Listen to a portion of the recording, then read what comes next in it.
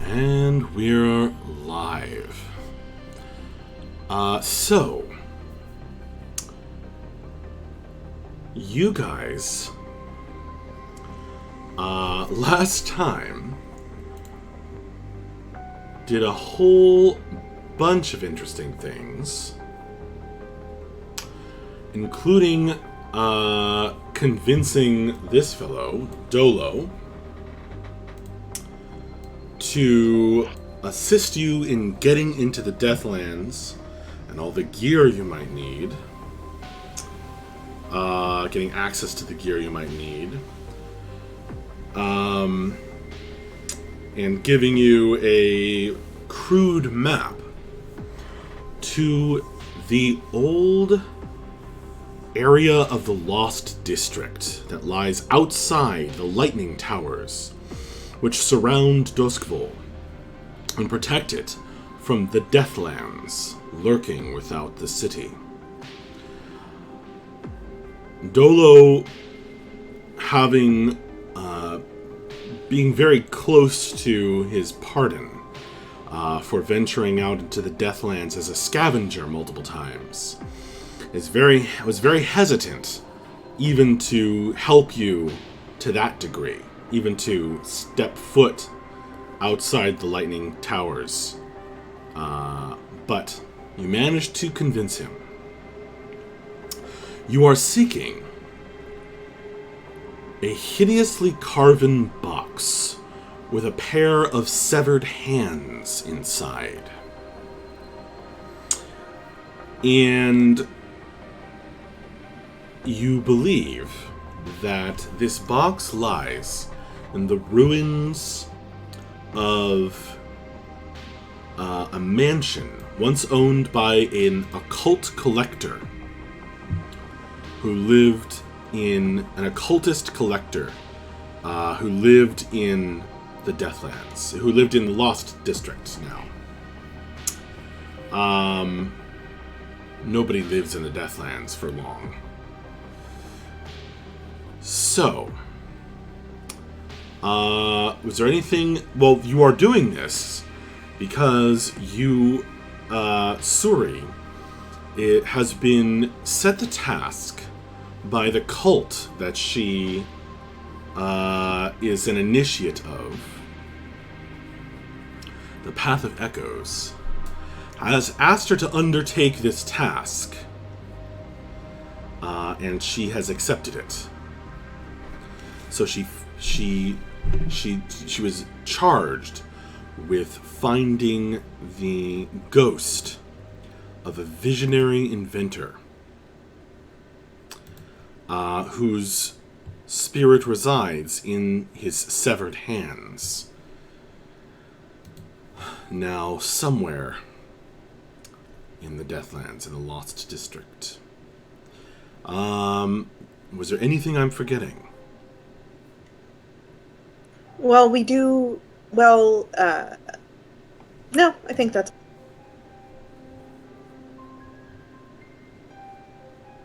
All right. Well, you guys had some time to prepare. You got together a bunch of gear. I think it's time for you to tell me what load you're each carrying and the plan for ensnaring this, or for finding this box and ensnaring the ghost.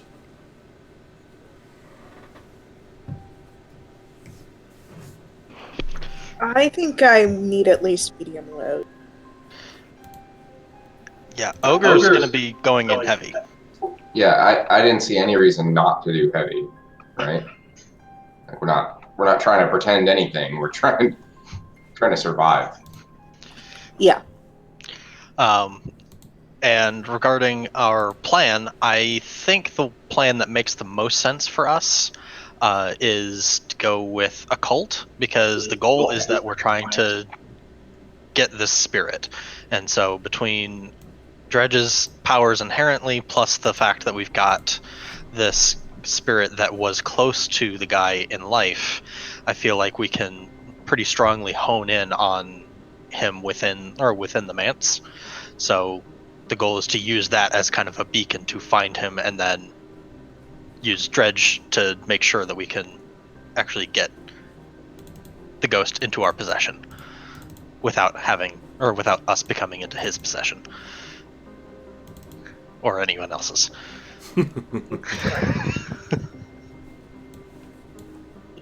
Everyone's got their ghost charm things, right? The Spirit Bane charm, yes. Yeah. You know, the bug spray for ghosts.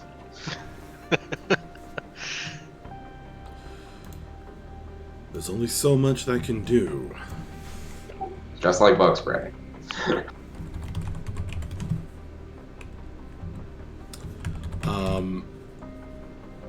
All right.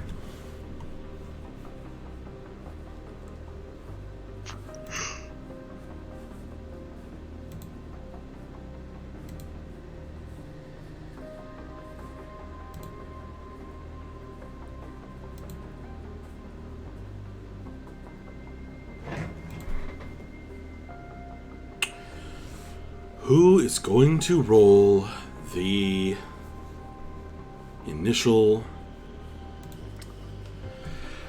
Excuse me. Bless you. Oh man, I really hope I didn't catch the thing that has been going around the office lately. That would not be good. Who is going to take the engagement roll?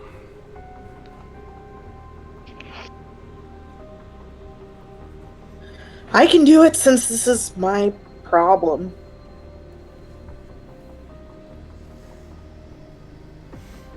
All right then. Alrighty, I'm ready. So, you get 1 dice just for sheer luck.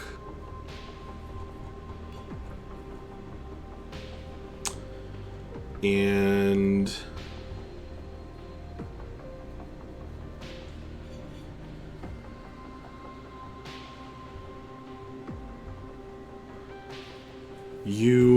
let's see.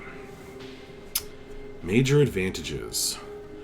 Is this particularly bold or daring? Well, you are going into the Deathlands. A place that even an experienced survivor like Dolo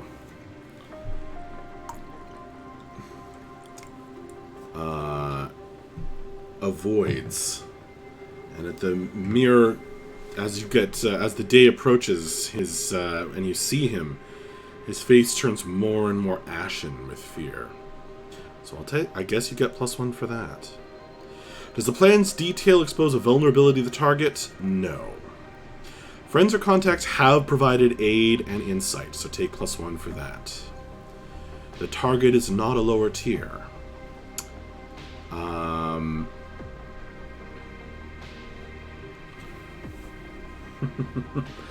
And I think we're going to have to... Yeah. Major disadvantage. It's not overly complex. You're just planning to go to a place and retrieve a box. Is the target strong against this approach or have particular defenses and preparations? Not specific to you. Are there enemies or rivals interfering in the operation? That would be telling.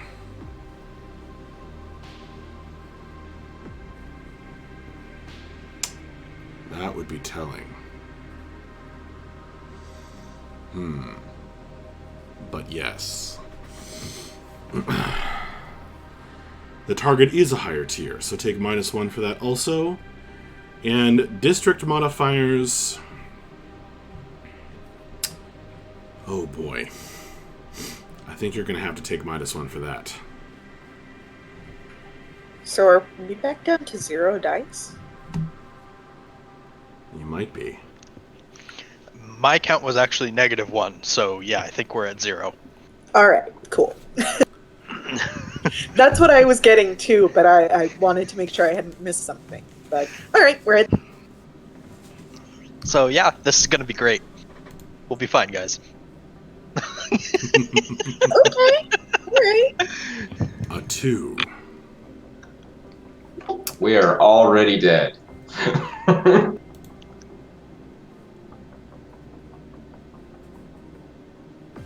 I mean, All right, that guys. will just help us fit in with the ghost.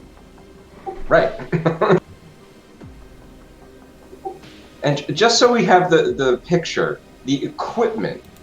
Are we all in like diving suits or something? That's what I'm picturing for some reason. So like Dolo old-timey diving bell. Dolo has the connect to get you guys to buy old, equipment from Deathlands scavengers who died, but for whatever reason it wasn't collected by the spirit wardens.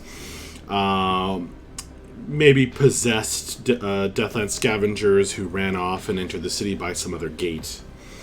And he loads you up with generators to power your equipment, lightning hooks, gas masks, air tanks, and armloads of other essentials of Deathland's survival. He also recommends that you bring any ancient books of ritual sorcery that might assist you in your endeavor. So there's a scene where Dredge is like packing his briefcase or whatever. He's trying to fit all of his books. And it Dredge won't is carrying close. Dredge is carrying 8 load, and 4 of it is just books. Yeah. It might be helpful.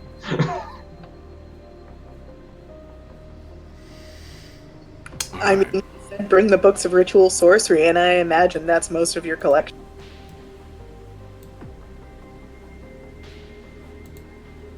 So if you can have the mental image, it's all of you are loaded down with these various things. Of course, you don't have to commit to anything until it actually becomes necessary. But basically, as opposed to the normally sleek or well-dressed or blending in or costumes things you guys wear, heading into the Deathlands, you are loaded down with all of this gear to protect you from the nature of the place itself.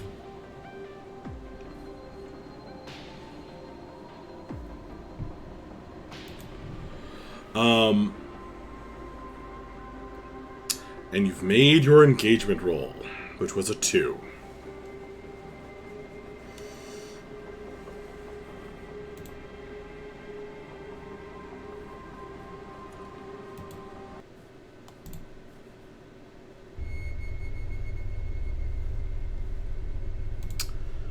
All right.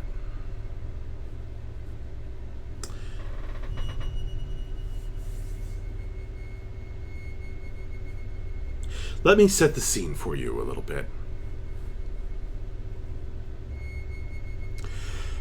Dolo gets his papers and approvals in order and takes you to the checkpoint. This is the main way in and out of the Lost District from the city. And it's guarded by spirit wardens. Our Huge, buddies. huge industrial towers of girders and catwalks crisscross overhead, bridging the crackling lightning barrier between the humongous towers. Blue light, electroplasmic energy, hums with a deadly dryness in the air, illuminating everything in a stark, unpleasant brightness.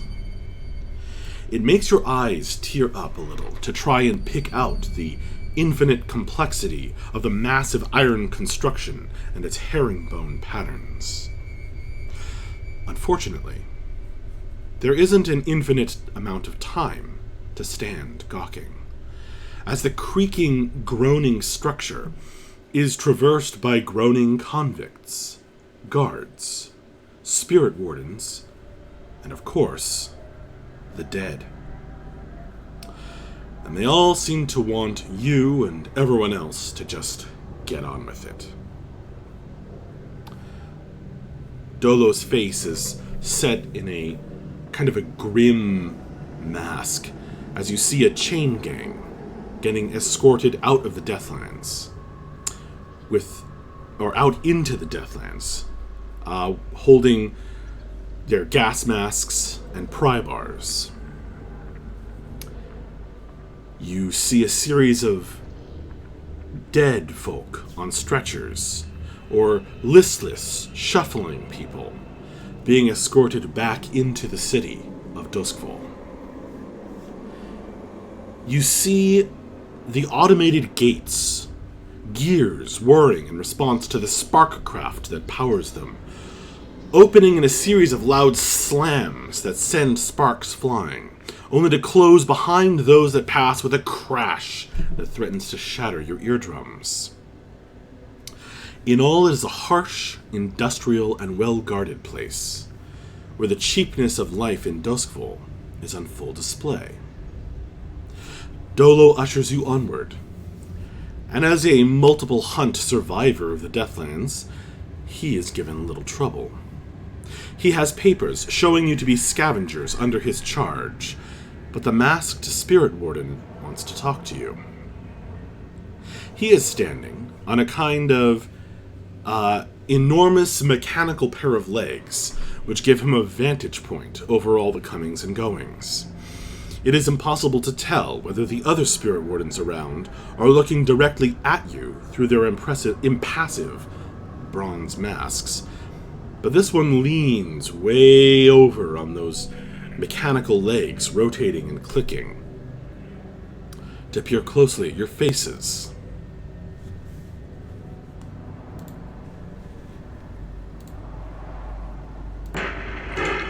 State your name and status.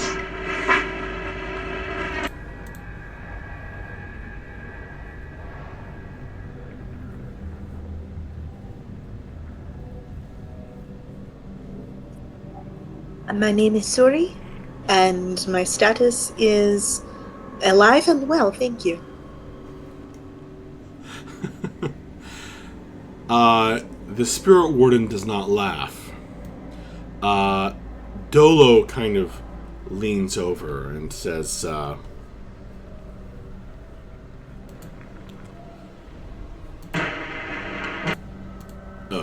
convict, sir.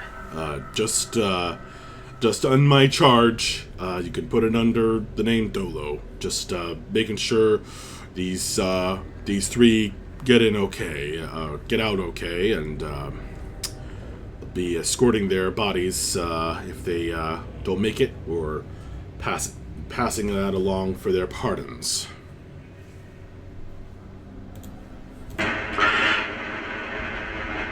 Tell this one to keep a civil tongue in her head. I didn't hear any of that. I think you cut out, honey. Tell this one to keep a civil tongue in her head when speaking to her betters.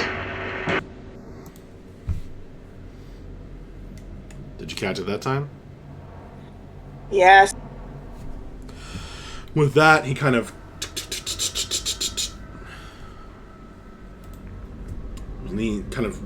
returns to a upright position on the mechanical legs. The gates slam open. You guys are allowed to pass through. Dolo hands you his scribbled map and mutters, good luck.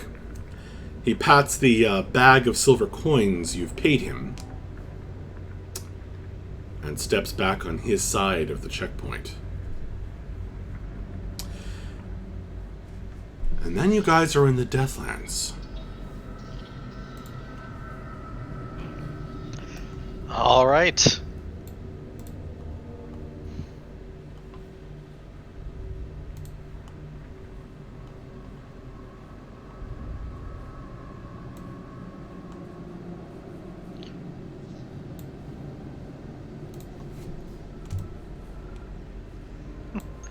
Yeah.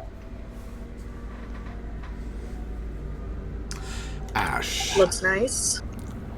dust, ruin. This is the Deathlands. Beyond the lightning barriers, the world is a wasteland of petrified trees, ash, and choking clouds of miasma. You can sense, all around, restless ghosts ceaselessly searching for the faintest spark of life essence upon which to prey.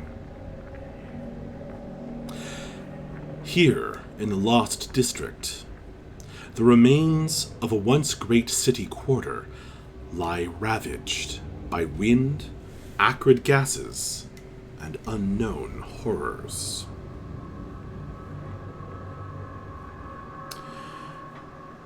You guys heft your gear. One of you holds up the hand-drawn map, and you begin picking your way across the weird, blasted landscape.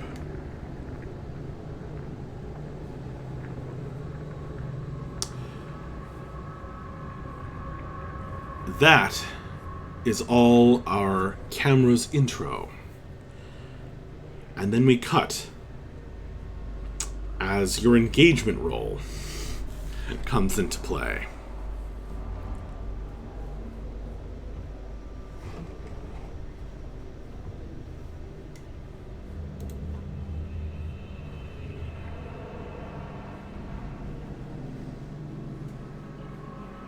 Oh, good. So based on that engagement roll, it turns out that the Deathlands is just the first 50 yards outside of the city, and after that it's all kittens and rainbows. That's right.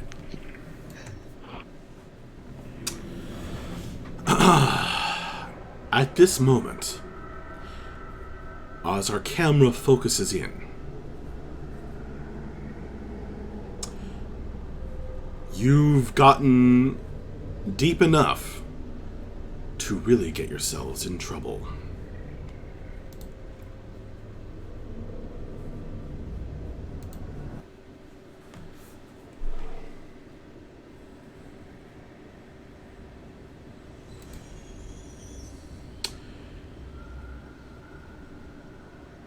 You're in an area of labyrinthine ruins, fallen buildings, broken streets, and monstrous pits into the dark.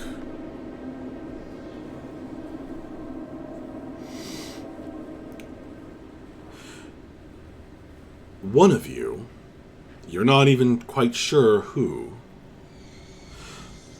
brushed up against a crumbling wall,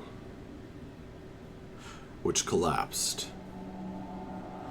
And a cloud of poisonous gas and dust billowed out of the building that you're standing next to in this labyrinth. That would be bad enough. But the noise has attracted figures. There's somebody walking down the stairs. Somebody who doesn't look quite real or completely there.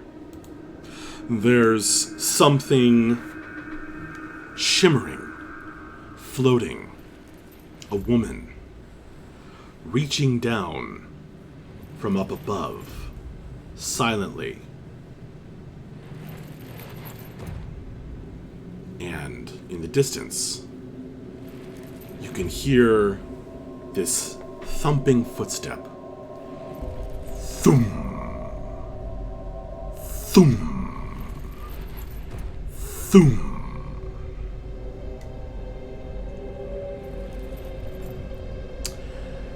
You might be seeing those kittens and rainbows sooner than you'd like.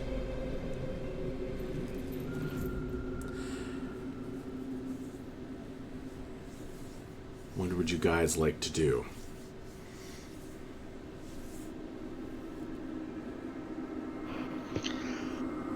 The way I see it, we've got 3 options. We can run, we can sneak, or we can fight.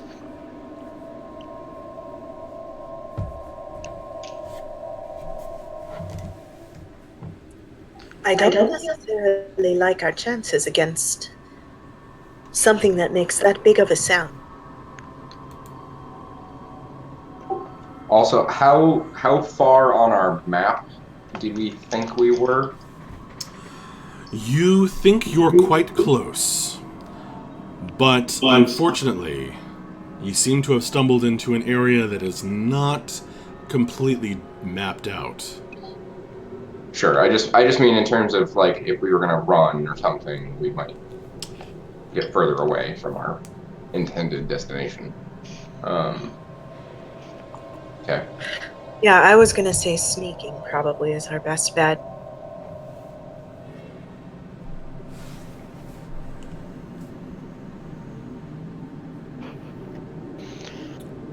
When you guys speak, it's through these gas masks. Now, you don't have a lot of time to decide what to do, because there are figures approaching you quite close. So you said there's also there's a guy on the stairs? Mm-hmm. There's a And figure on the a stairs. ghostly woman above us? That's right. So assuming the guy on the stairs is a ghost as well, of the 2 of them, which one looks more frightening at a glance? There's at least a chance that the one on the stairs is an echo, is a repeat ghost. Oh. So for sure the one above us is a ghost? Well, they're both. You recognize them as ghosts. Okay. But, like, one of them is more active, so to speak. It's possible. Okay. Without thinking about it too much, Dredge is going to command the woman ghost using Compel. Okay. So as this pale woman reaches down toward you, you are going to use your Compel ability. So this is probably going to be an attune roll. Yep, I linked the ability in chat. It's an attune roll, and they obey a command that I give them. I guess it's up to us whether that command has to be spoken aloud or if it's just part of the, like, attunement, so to speak. But I would like to say, I'm thinking, like, defend us is the command that I would give this ghost. You're trying to make the ghosts fight. Yeah.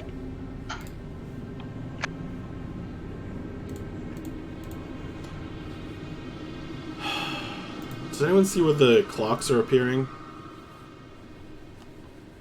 Oh, there I they did. are. Pop up. Oh, Oh, yeah, they're there. They're at the bottom now. Good.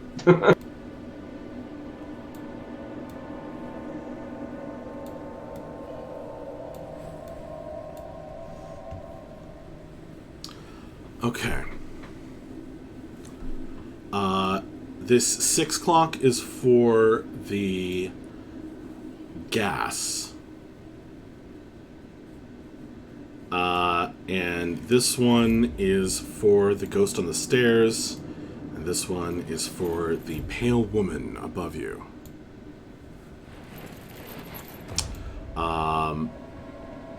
And then I need one more. And the mysterious As- footsteps. The footsteps come closer. So we got plenty of time on the gas. That's what we're seeing. Totally not a problem.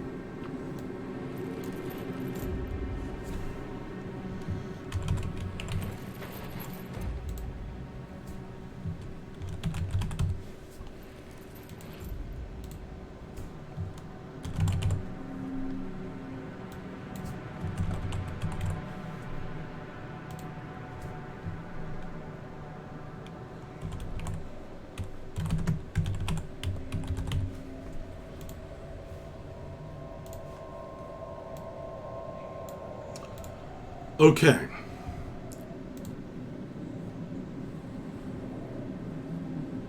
Go ahead then. Position. The position is quite obviously desperate. Well, that's a little bit of XP at least. The effect will be standard. Okay, and then bonus dice, assist or devil's bargain, perhaps. I will say this. Anyone who's not turning and running,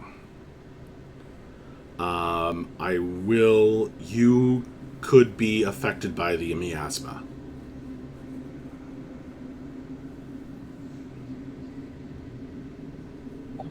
Okay. So is this a situation where like we need to take some load for the gas mask to mitigate the miasma? That can certainly help. But unless that might not be enough, we'll see. It depends on whether you want to really trust in your gas mask and just let it wash over you, or what. It's up to you. You really We don't should know what you're probably- dealing with. But you have to decide now. So, is anyone assisting Dredge? This was kind of a snap decision on his part, so I Mhm. don't necessarily expect assistance. I am curious if you have a devil's bargain, though. Indeed.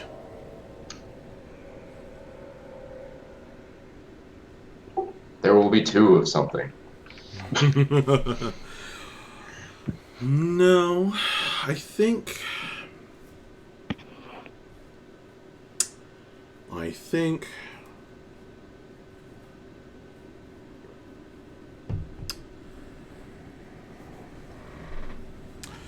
the devil's bargain will be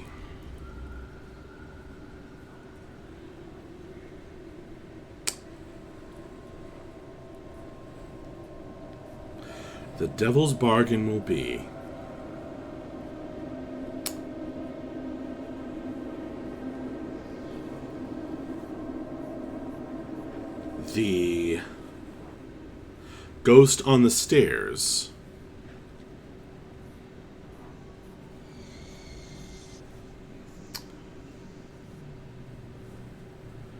is not a ghost stuck in a loop.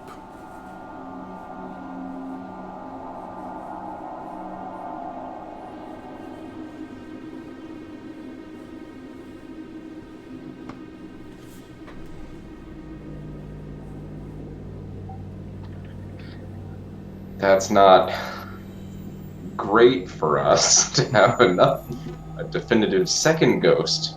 But you haven't really confirmed whether he is just an echo, and so I don't know if that's actually changing anything.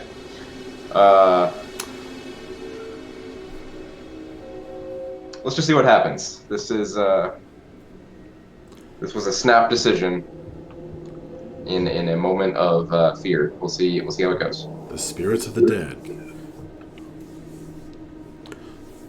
5.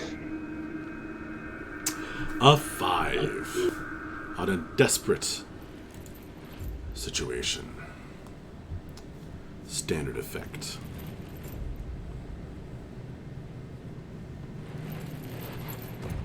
Okay. as you stop to command the ghost.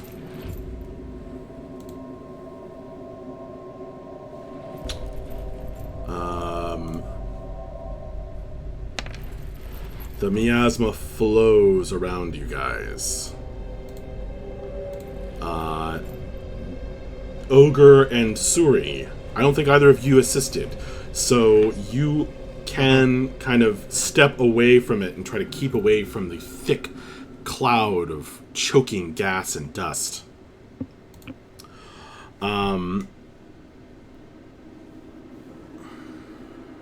Okay.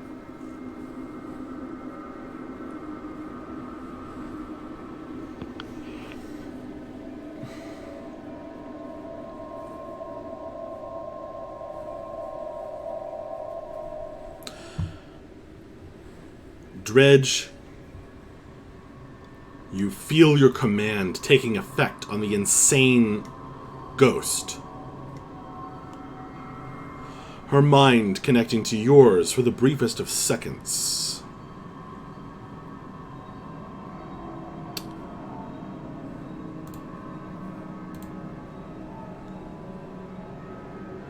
And she turns toward the dark figure on the stairs.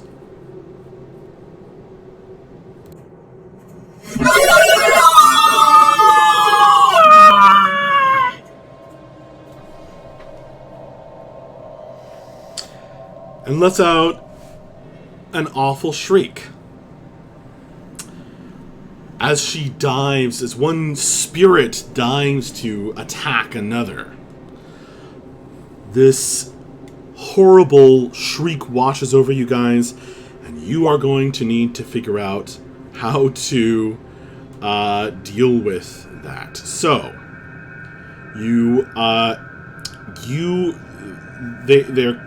this will make you either run away or freeze up in fear. So it does specifically call out and compel that I'm not supernaturally terrified by the ghost that I commanded. So you don't have to worry about her. Oh, really? Mm-hmm. It's like a weird side benefit, right? Yeah. Okay. So But it also specifically says your allies may be. Yeah. Good luck, guys. You left me in the miasma cloud, so.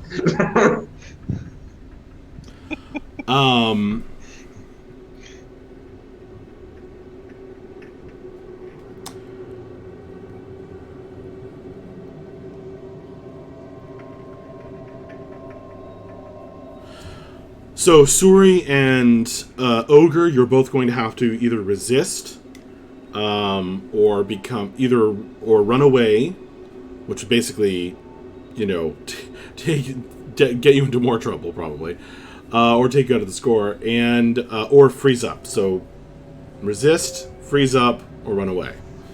I'll attempt to resist. So will Ogre. It's a resolve roll. Yes. Hey, Ogre's Oh my fine. God.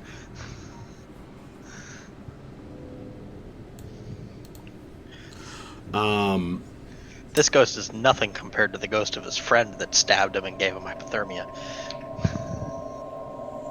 I guess I'm already a little on edge. Now, in response to this scream, Dredge. Boom, boom, boom, boom. The footsteps pick up their pace, and you all see through the dark mist and gases that hang over these labyrinthine ruins an enormous figure, skeletal, emaciated, but 6 or 7 stories high, looming, stepping, each skeletal foot crushing another building beneath its tread. Boom, boom, boom. It's heading straight for you guys.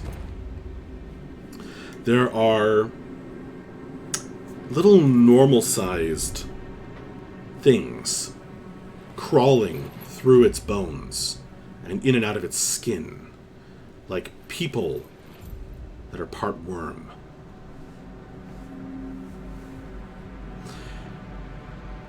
And it is almost upon you.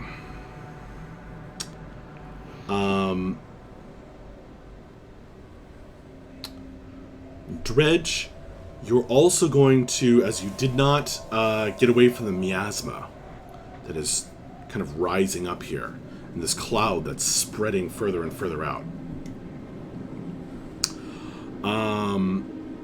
You will take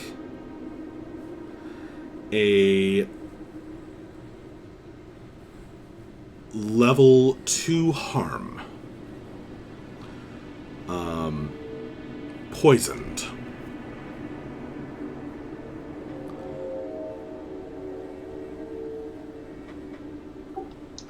What would I resist that with? You can either use... don't forget, you can also use armor. Right. That would basically be saying that the gas mask actually worked. Exactly. Or you can... and in addition, you can resist with your physical stat, which I forget what it's called right now. Prowess. Prowess, thank you.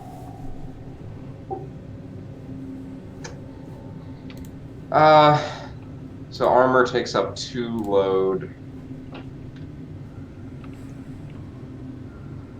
I mean, if it's the... Is the gas mask really 2 load? I don't know. I guess the armor thing is a special case. It won't just be the gas mask, because you also will need to wear a suit to cover any exposed skin. Right, this is the diving suit mental image. Well, you don't have... It doesn't have to be as bulky as a diving suit, because you're not resisting pressure. Like at the bottom of the sea. More but like a hazmat suit. Yeah, sure. Which is kind of bulky, I guess, like armor. Yep. I think that's the more narratively interesting of the two, is to use the armor. Does the armor would just... It still just brings it down to level 1 harm, right? I believe so.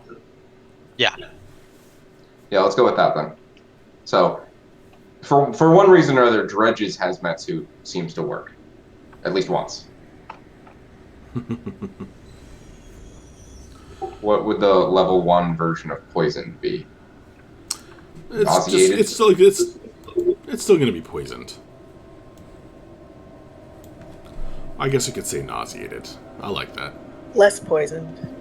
I thought I was trying to come up with something that meant less poison. Poisoned, but not that poisoned.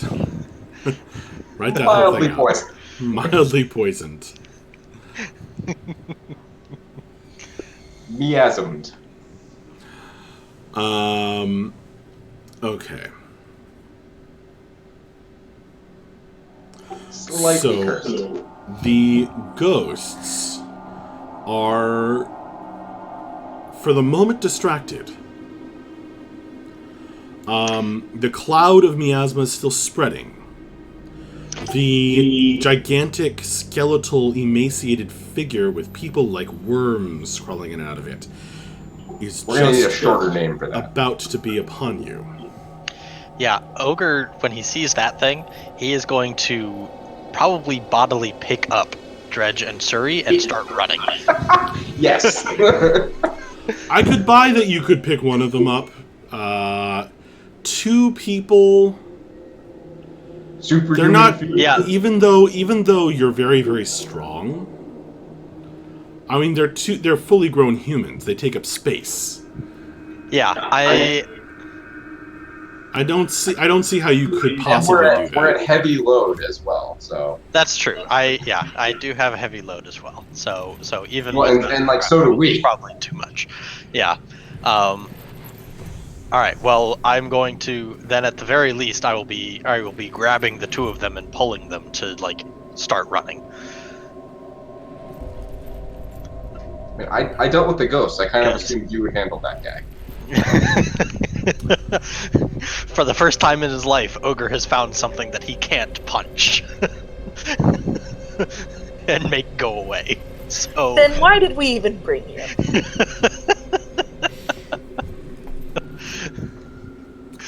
for Like, all the other things that we can or that I can the punch. the rage demon that inhabits Ogre is just like, nah, I'm cool. Nah, I'm not feeling it.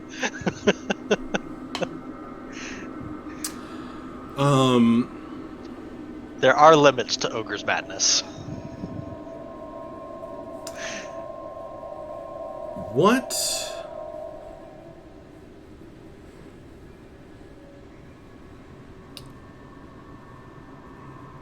is other than pulling them and trying to get away, Ogre?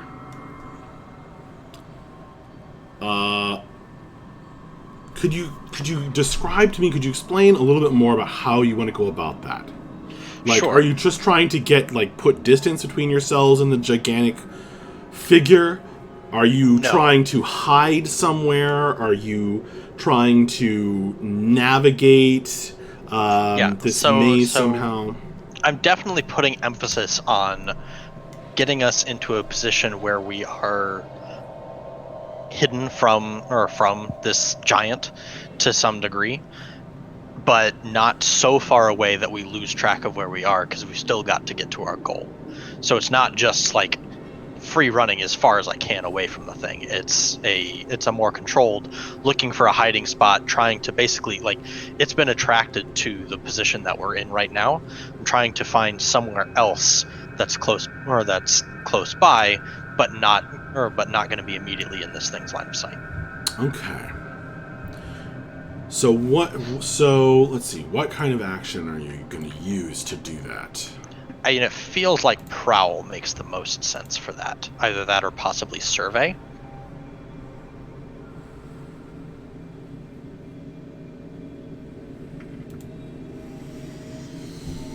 You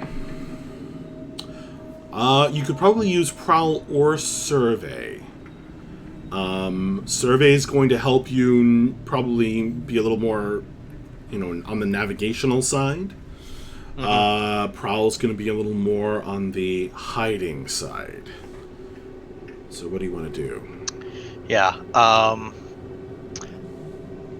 Right now, first emphasis is to hide. So I'm going to go with Prowl. All right. So you're all going to need to make Prowl rolls,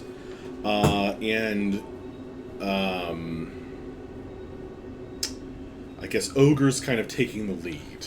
Yeah, Ogre will lead. That's fine. This is one of those group action things that I don't think I've ever participated in. Yes, it is. Yeah.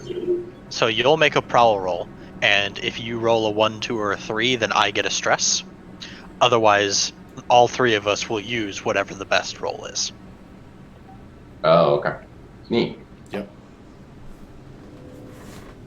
What's the position and stuff for it? This is, again, desperate. Now, important question. If we make the roll as part of his group action, do we still get the XP for it being a desperate roll? The last time we did this, we did, but that was a long time ago, and when we knew a lot less about the system. We only do group actions when we're in desperate circumstances. You can take it.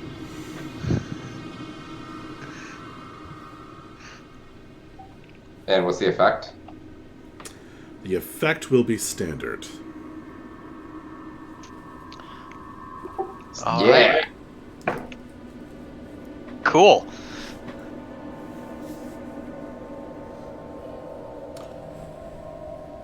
Do we have a story? Yeah, sorry. There. There we go. Good job, team. Well done, Hooray! everybody. Wow. That was... So while you're sort of dragging Wow. Dredge along, he points out, oh, we can hide in there or something, I guess. Yes, perfect. So Dredge gets like a whiff of the poison. He's like, through here.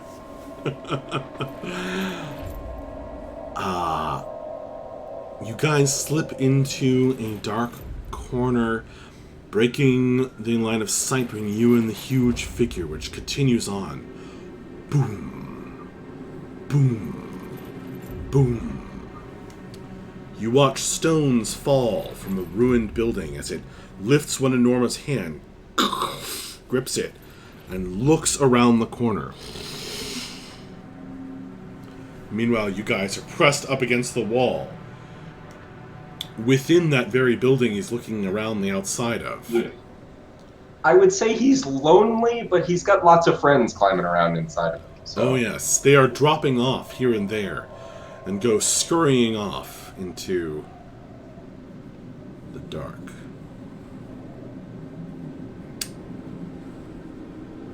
As much as I want to know what the fuck that was, I admit that we probably should keep moving. It's looking around. And then... boom. Boom. Boom. Boom. Boom. Boom. Boom. Begins to fade into the doubtful distance of the Deathlands.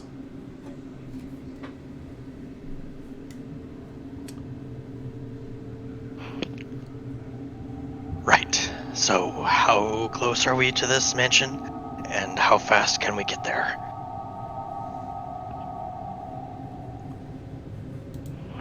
How far away does it look on the map? You check your map, and you realize that the building you are hiding in is actually marked on it. Old Hall of Records, it says. And you are not far now from the occultist mansion ruins that are your goal. Well, this has been very easy so far. I think that all in all, it's going very well.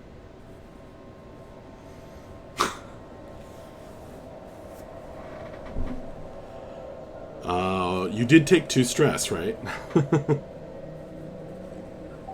Yeah, Just like still coughing and gasping inside of his weird hazmat suit thing. Yeah, Ogre's just gonna kind of stare at Suri for a second and say, let's just keep moving.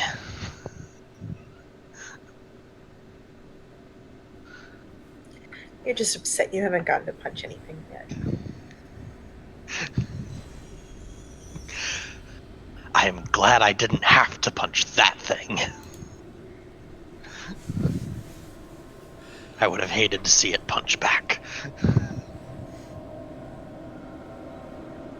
Well, someday we'll have to come back and see what exactly that was. But for now, we can focus on the mission at it. Trust me, I'll be busy that day. That's fine. More loot for me. Suri, to your eyes, this whole region is made of fears. It's confusing, strange, but somehow your gaze delights in it. It's all too easy to see what you are seeing with your devil's eyes. The scalding gaze feels a little too at home here.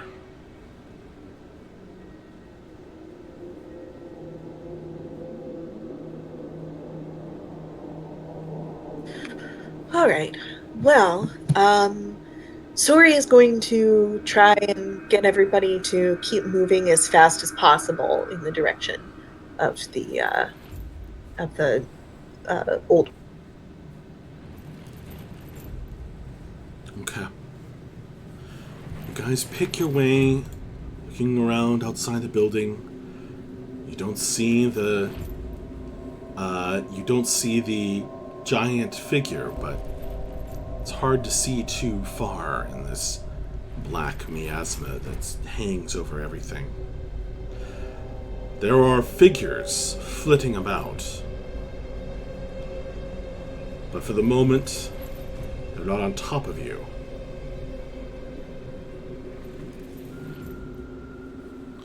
Although, from all corners comes the sense pressing at your mind that you are being watched.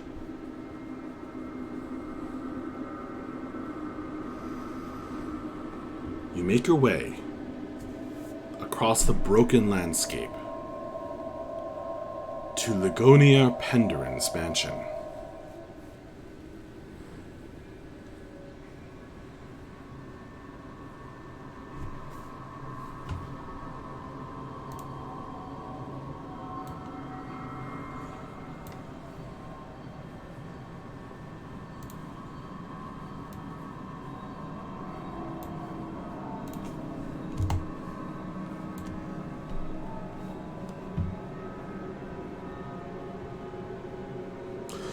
Once, this large building was well apportioned and marvelously decorated with stonework, oak, and tall asymmetric windows that must have given it an eccentric yet aristocratic air. Now, its floors are fallen in. Tall walls hang above it and the windows gape emptily.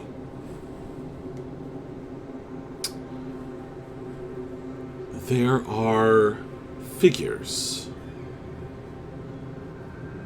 nearby. They look like they're sifting through some of the rubble. These aren't pale figures, or like living, walking shadows, but have on gas masks, gear,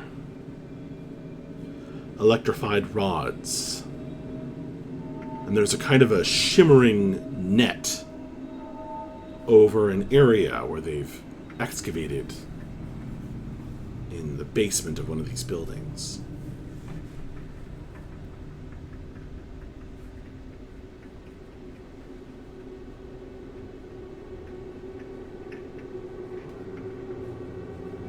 I suppose we probably shouldn't try to talk to them. Let's leave them to their business.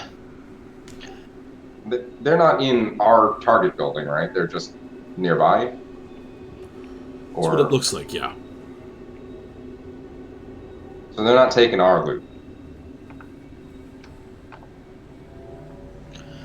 The scavengers did us a solid with getting us this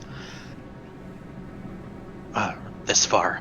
Let's not antagonize them while we're out here. It is like they are conceptually a united gang, right? It's not just like independent scavengers out here.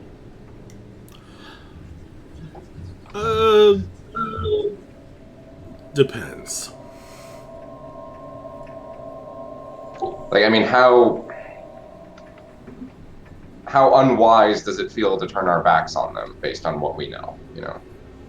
Like,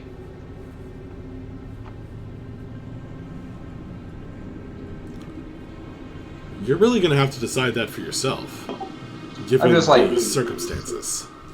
I just don't know enough about the Deathlands scavengers. Like, are they, they're all convicts, right? Who've been kind of pressed into service. That is correct. And a lot of them die out here. Yes. So they probably wouldn't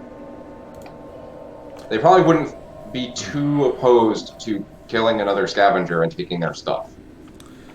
They've been offered a pardon if they come back with the goods.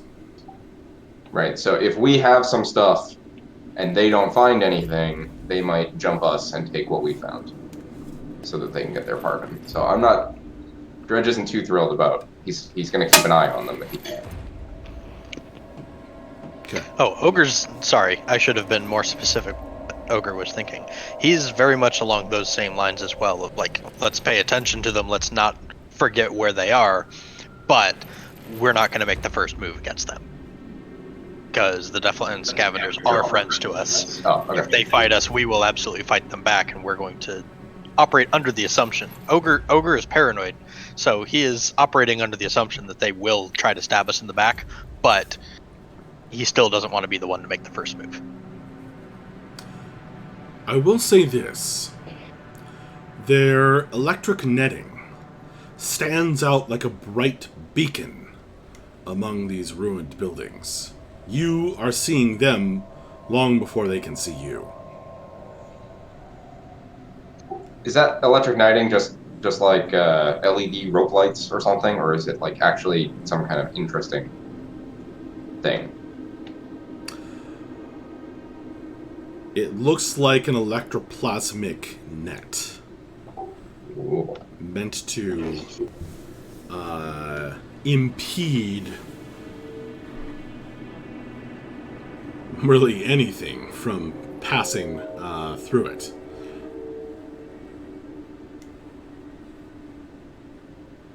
So they have cool stuff. They must have a couple of powerful generators over there.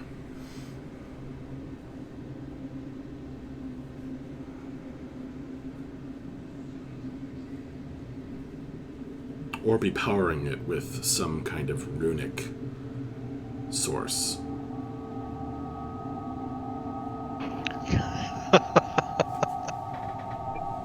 So Dredge is definitely staring at them, considering all of this.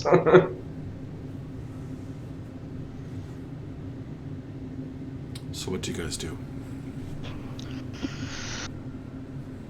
We Our should go first as fast priority as is the possible. box. Yes, I agree.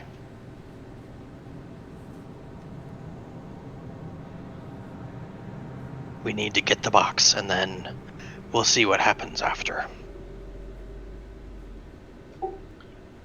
So Dredge would like to try to attune to see if he can kind of feel the presence of anything particularly strong. Like we spent time with his apprentice. We had some kind of vague idea of how to track his ghostly signal before, and Right. so if we're theoretically like right on top of where his hands are, I'm hoping that I can pick something up and get us a more precise vector, so to speak. Okay. Are you stopping your friends from ascending the stairs while you're doing this, or are you going to stop while... No, just sort of casually,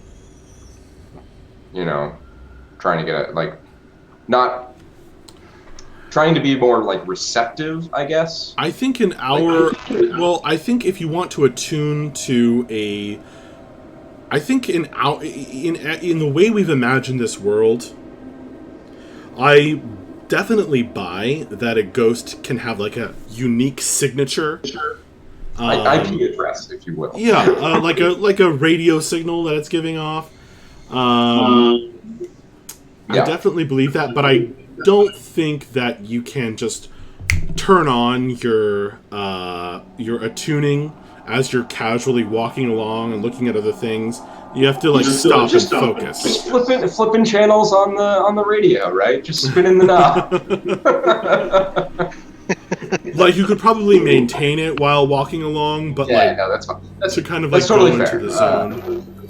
I think given circumstances and everything, I think Dredge will just kind of stop and do this. I don't think he would call out. So he's not going to stop Sori and Ogre as they continue on? Okay. Now. So Sori and Ogre, you guys begin ascending the crumbling, dusty stairs. Dredge is hanging back. And I'm going to ask you for an attune roll, Dredge. What's the position and stuff? Now you guys are not getting any closer to the these figures with the netting than you have to. Is that right? Yes. Nor are you hailing them in any way. We're definitely not hailing them. Okay. I don't know if we're going super far out of our way, but I at least am, I'm not calling attention to myself. I'm generally trying to be quiet. I don't want them to look at me necessarily. Okay. Well, you definitely notice, Suri, that while a couple of them are like levering up blocks of fallen stone and doing other things that you might expect, most of them are standing quite still in a sort of a loose, irregular circle. And not all of them are facing in toward the netting.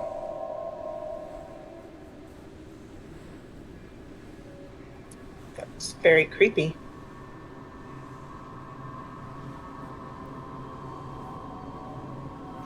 Can we tell, like, how still they're standing? Like, is it unnaturally still? Can we not tell from this distance? It's hard. It's definitely that they're standing still. You can't really tell from this distance. Okay. And Suri and Ogre, as you guys ascend the stairs,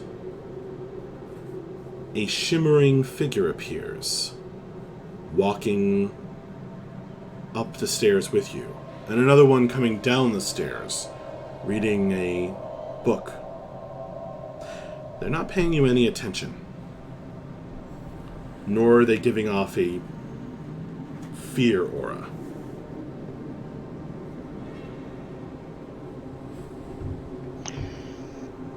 Ogre's paranoid enough that he's got his ghost fighting energy at the ready. Like his hands at least are already wreathed in energy at this point. They flicker in and out like a bad connection to a TV station. As they go up and down the stairs. As you guys climb. Meanwhile, Dredge, go ahead and make an attune roll. This will be controlled, and the effect will be standard. Got a 4.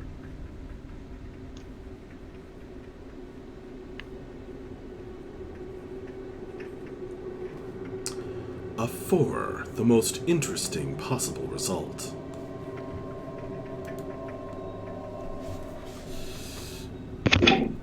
Find a different, really cool ghost radio station. I might listen to that instead.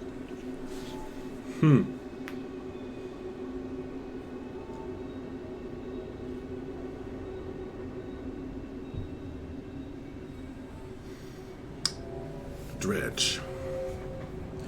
As you expand out your mind into the ghost field, which is all too close here in the Deathlands,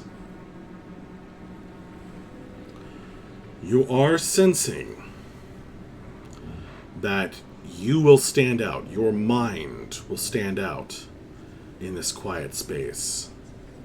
Like a bright spot, a spark of life in this death place. But you're also sensing that if you allow your mind to reach that field,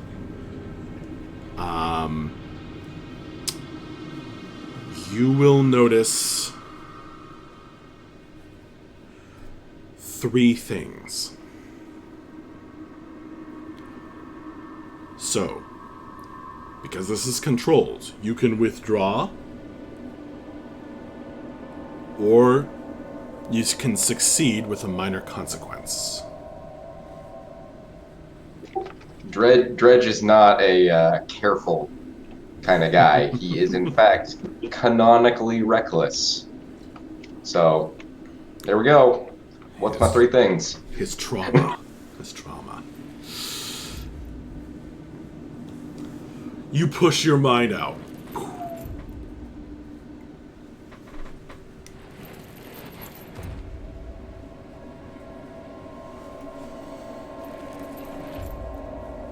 Maybe more than 3 things, but we'll see how many it is. Number 1. You can feel that specific flavor of Faintree Kesserin emanating from up on the slight rise or hill that Ogre and Suri are now climbing.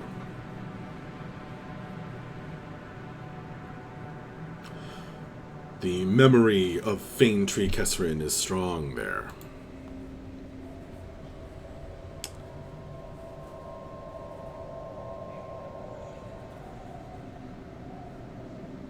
However, there's also a bunch of other signatures shimmering in the ghost field, circling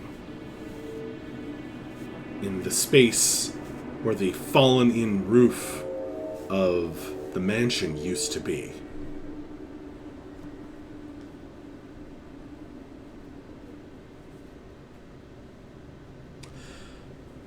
Looking through your mask,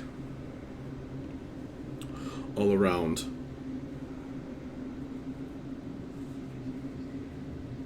you also see a long silver thread stretching off far into the doubtful distance in one direction and leading right underneath in the shadows of, is it Suri or Ogre? You're not quite sure at this glance. Just under their feet.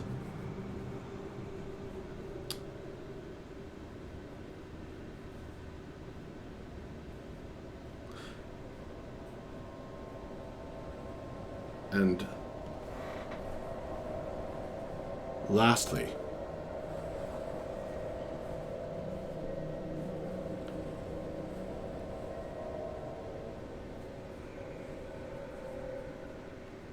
you hear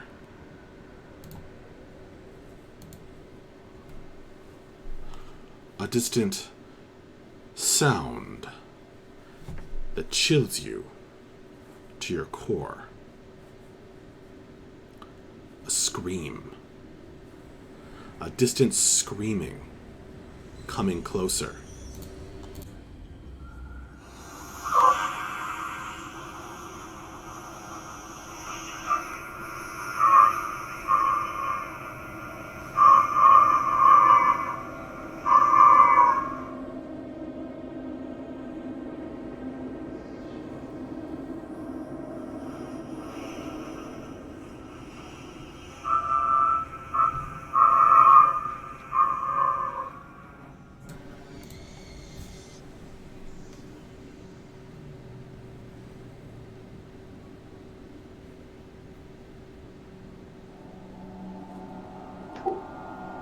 So, was that last one a consequence, or? Yes.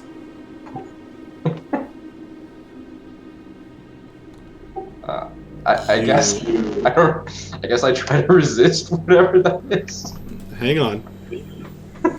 You feel an urge to stand still and stare off into the middle distance, listening. Trying to pinpoint the source of the screaming.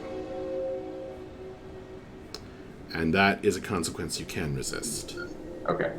I will attempt to resist that for sure. Or not attempt. I will resist that, and we'll see how stressful it is. Yeah. Resolve? Yes, definitely resolve. Okay, 1 stress.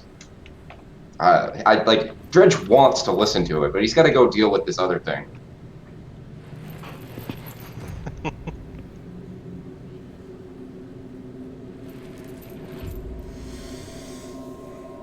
You shake off the paralysis that the sound seems to want to induce in you. You look up and Ogre and Suri are halfway up the stairs. What do any of you want to do at this moment? Yeah, Ogre and Suri, you realize Dredge is kind of like froze up. Kind of awkward, Very don't they? for a second, like very similar to what the people around the glowing electrified netting are doing, and then he kind of shook it off. So you notice that happening. Okay.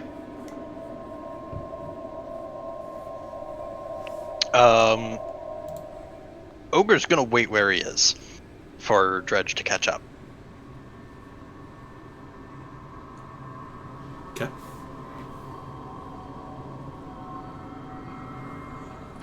We don't have time to just stand around. The ghosts are going to be down on us any minute.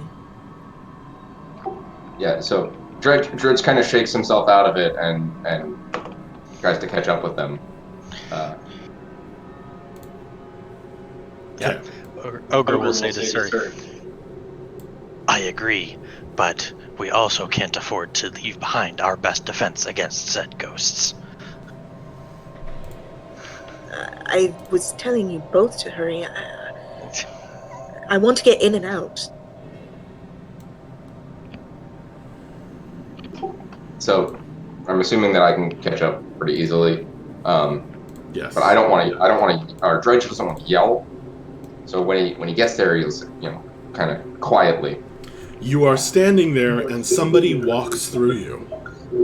Yeah, that's like a normal thing for Dredge, right? That's happened. Does it feel weird? Sometimes it feels weird, and sometimes it doesn't.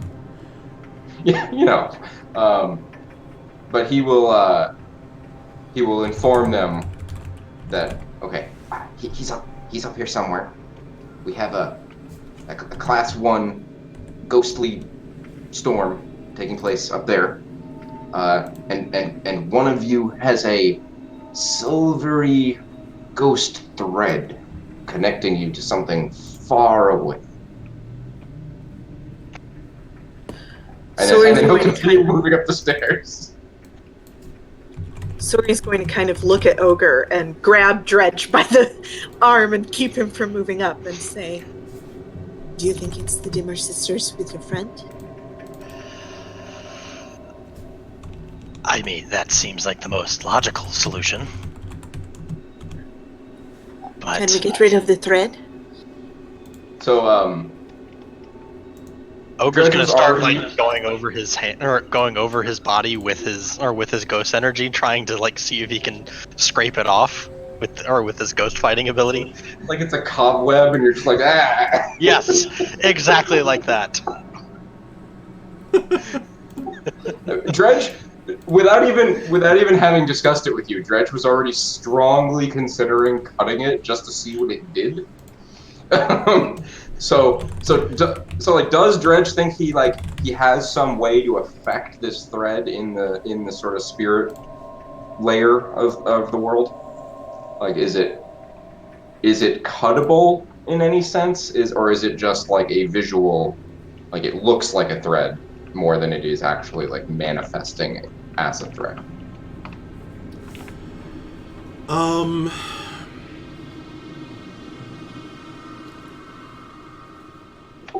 Do I need a silver sword? Both.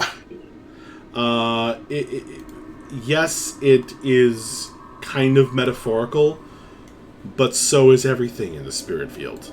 Right. Well, that's what I was kind of suggesting. I was like, is the form it's taking, kind of whatever that form implies, like, is that actually the fact? Like, it looks like it could be cut, so it probably could be cut. Yes, but with the same kind of possible effects of severing a connection in any other way. Sure. Or I shouldn't say the same, but same strength of possible effects. So Dredge is going to use. He's going to try to use his lightning hook, and he has a fine lightning hook. So he's going to try to use his lightning hook to kind of like hook the thread, if that makes sense. And see if he can if it's manipulatable in any way via that tool, because that's kind of what I don't think he's got anything else on him that's like a ghost knife, so to speak. As you guys are, as Ogre flails around trying to get rid of it, and Dredge starts trying to do experiments. Gas masked figures who were like trying to use pry bars on stones at the other location nearby take notice of you. You can see the flash of their goggles as they are looking up at you. These guys, they have better gear and they don't look like Deathlands scavengers. Damn it.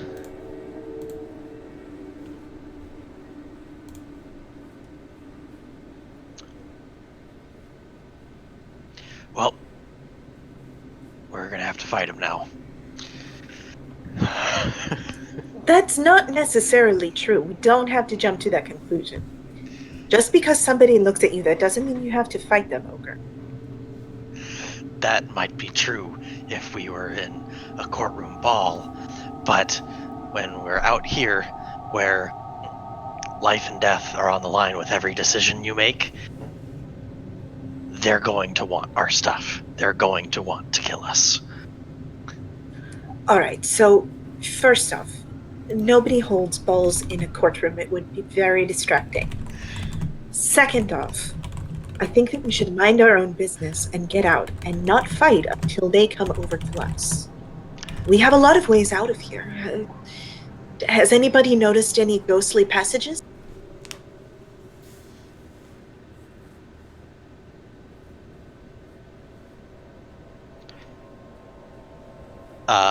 I haven't been particularly paying attention for that. I'm not even sure if it would work in the Deathlands, whether that ability is tied to the city. Yeah, are we able to see any ghostly passages out here, or is that not something we should even be thinking of?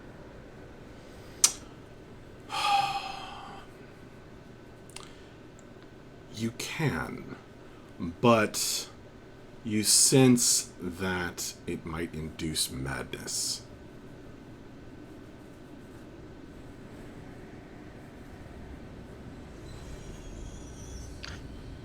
So, last resort.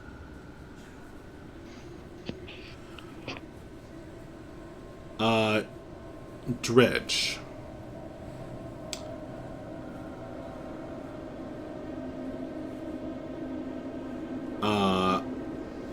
You give a tug and you feel resistance. From which direction? Both?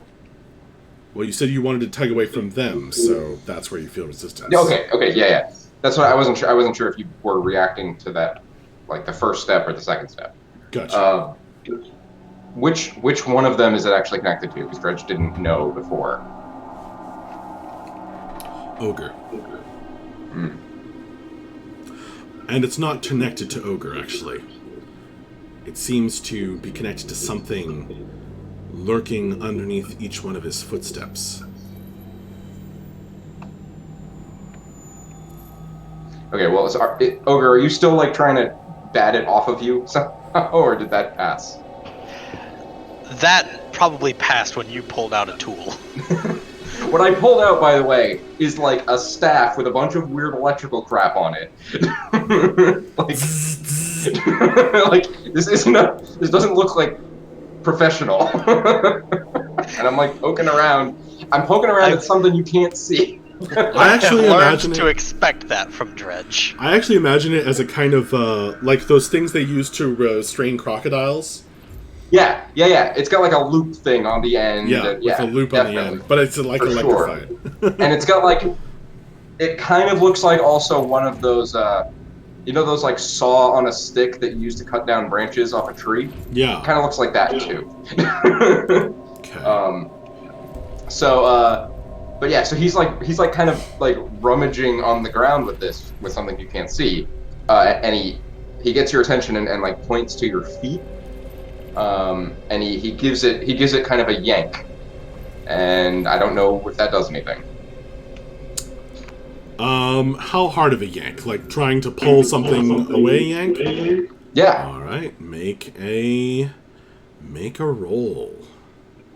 This is an action roll. Wreck. Whoa. So you're trying to I feel like you're trying to disconnect the thread with the force of this. Yeah, like he's giving it a yank. Interesting. This is like trying to pull an electrical cord out by the cord. Like this is not a really intelligent action. I think it's a wreck. I think he's trying to rip it off of Ogre's feet. All right, go for it. Well, Ogre will definitely assist with this once it's clear what that's coming from. He's like get ready, and just like kind of yanks on something you can't see. You know when you were a kid and you pulled off a really long scab off your leg or arm or something? That's what this feels like for you, Ogre. Of course it does. I'm pulling on a spirit thread. It's pretty weird. All right, so what's Red getting an assist. What's the position? So, and whatnot? Yeah. I don't know if this. Yeah, go ahead. I don't know if this would play into anything or not, but I do still have a wound from when the last ghost hurt me. I've still got a level 1 harm of hypothermia. So I don't know if that's going to affect this or not, but I thought it was worth mentioning given that this thing is attached to me and I've got a pretty good idea of what it is. Well, you're not making an action roll. But yeah. Dredge is, and Dredge has burned fingers and mildly poisoned, so... So good thing we thought about harms. I'm fine. Yeah. Well, I actually have level 1 hypothermia still, but yeah. Yeah, I know I'm not the one making the action roll. I just wasn't sure if my harm was going to apply in this situation. Well, what does the harm do at level 1? Less effect. Right. So could it give Dredge less effect? That's your call. Does 2 less effects stack? Because Dredge is mildly poisoned. Yes. So you both are kind of feeling weak. And since you're both applying your harms, or remembered your harms, go ahead and tick 1 on your heal clock after this action. And yeah, so this just dropped down to no effect. What's the position, though? And the position is risky.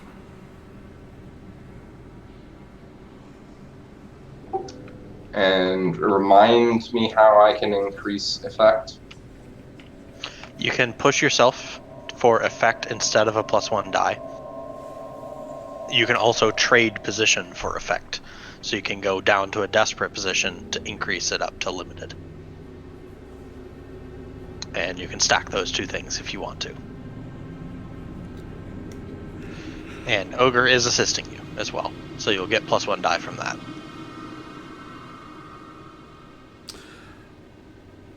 And the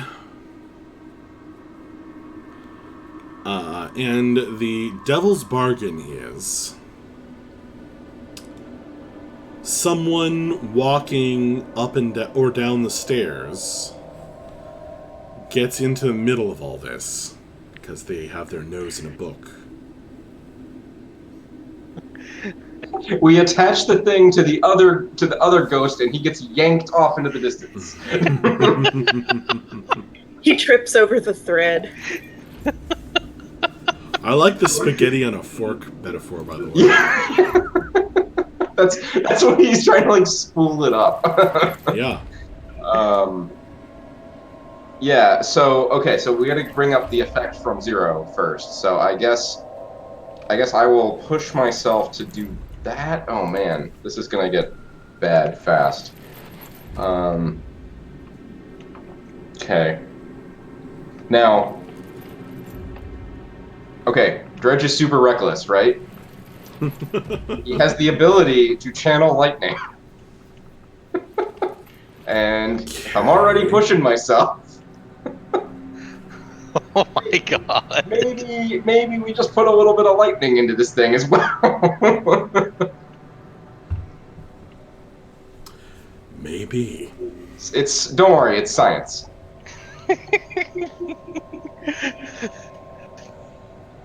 That excuse is getting weaker and weaker, Dredge. Well, he doesn't explain this to you ahead of time. You're going to try to overcharge the The- electrostatic tether. Yeah, yeah. I already got the lightning hook involved, right? So there's already lightning.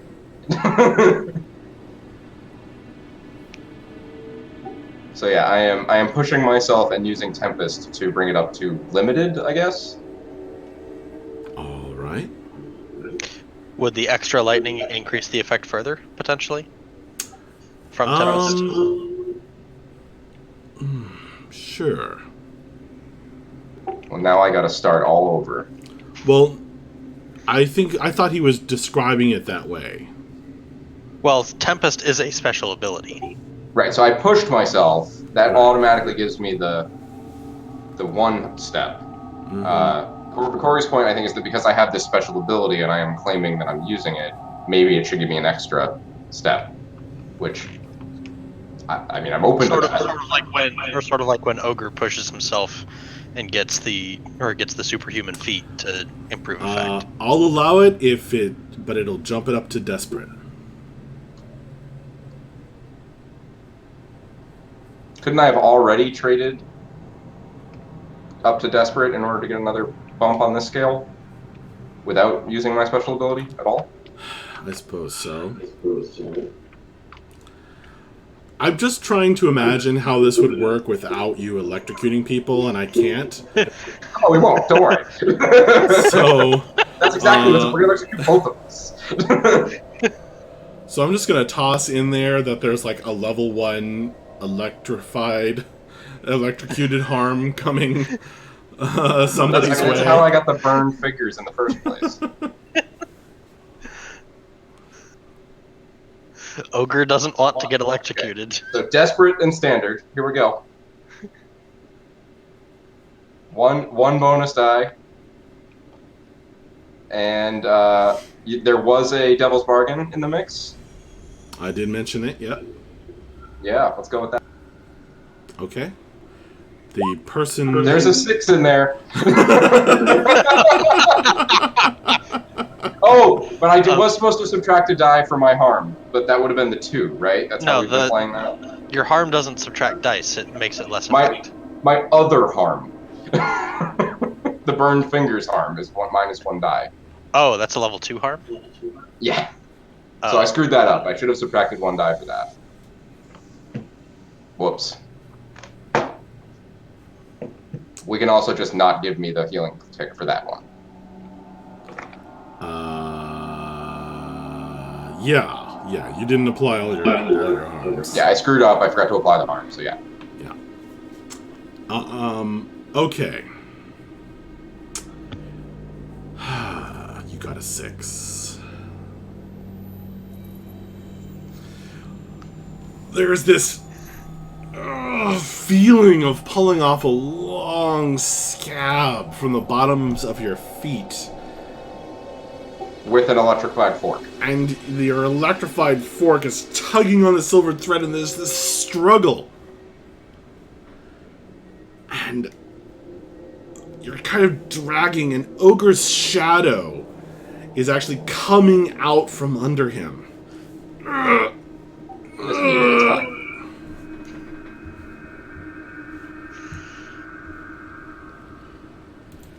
And then kind of snapping with the electrocution, Ogre's shadow gets up off the ground.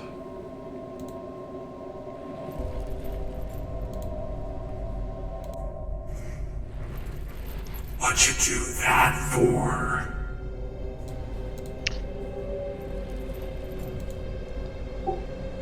And it reaches for Dredge.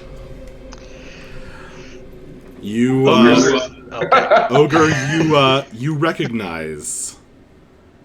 You recognize, and Suri recognizes this figure. Okay. Yeah, I was gonna say Ogre has seen this movie before and doesn't care for a repeat showing, so Ogre is going to pull out his two-handed warhammer, and he's going to infuse it with ghost fighting energy, and he is going to take a swing at this thing and try to get it the hell away from the rest of us. Like, Alright. basically, I'm kind of imagining, because we're still, as far as I understand it, we're still like on the stairway. You are. Yeah. So This was basically, what just I'm trying to do. as we were going up the stairs. Oh wait, you've got a thing stuck to your shoe. Yeah. So basically, what I'm trying to do is using some basic tactics to interpose myself between Dredge and Suri and this ghost thing, and using my warhammer to keep it at bay on the lower levels. Go for it.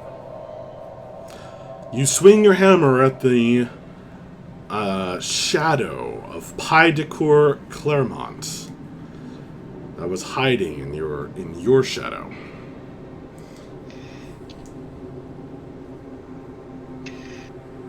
Yeah. All right. So, position and effect.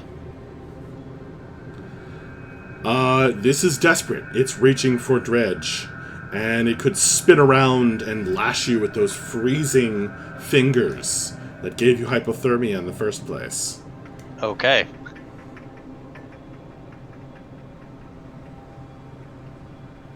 And the effect with your hammer is you try to knock him away. Interesting. See if you can knock him into the group of people watching us. Is that actually your goal? Because that might not be easy. But convenient. We'll say this is standard. Okay. I will actually go ahead and I will push myself to use Not to be Trifled with, to see if, rather than just keeping it at bay, maybe I can knock it off the stairs. Okay.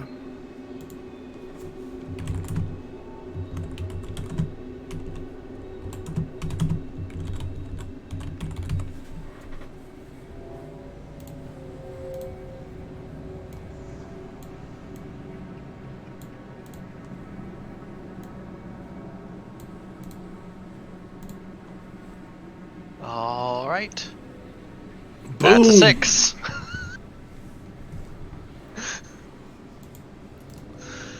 A massive hit. A truly massive hit.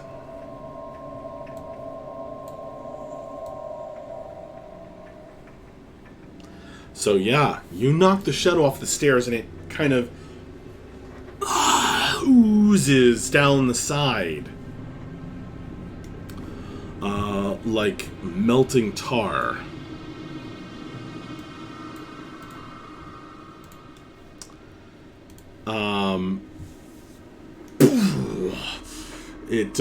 You felt this very cold, just the barest brush against your nose, Dredge, where it sticks out, or you just felt it through your mask, actually, as it's poof, knocked off the stairs and then kind of melts down it.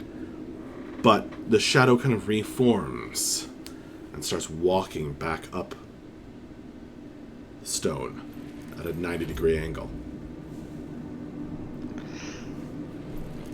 Let's get moving. We're a little too exposed out here. Your action is going to put a tick on the other scavenger's clock. Makes sense. As well, and the The vibration that the shadow of Pydocor Claremont being hit is going to put 1 tick on the bound spirits clock.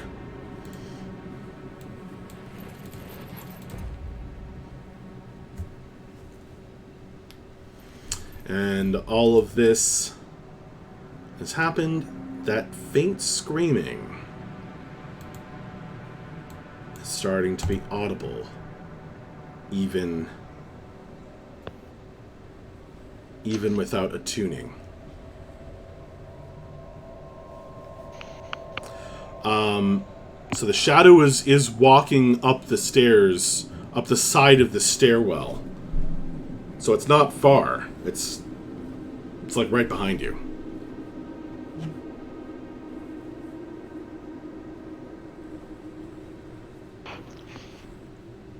Okay. I'm going to look to Surrey, and I'm just going to say, do you have one of those containment bottles?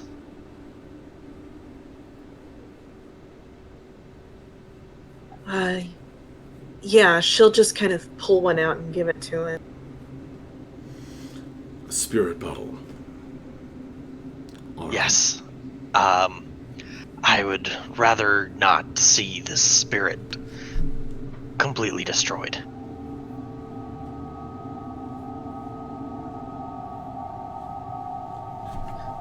I don't know why you want to keep it. It looks like it's been following us for however many days.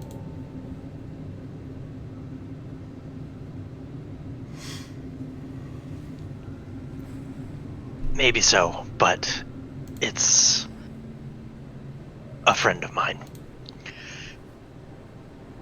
And so basically, as the shadow is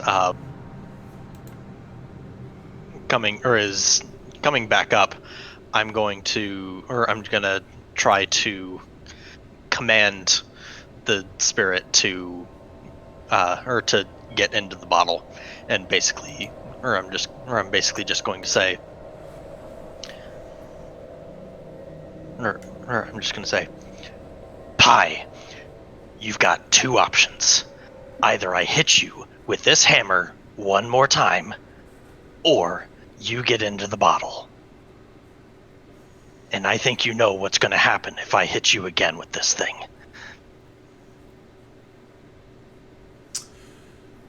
All right, so that's going to be command. Yep.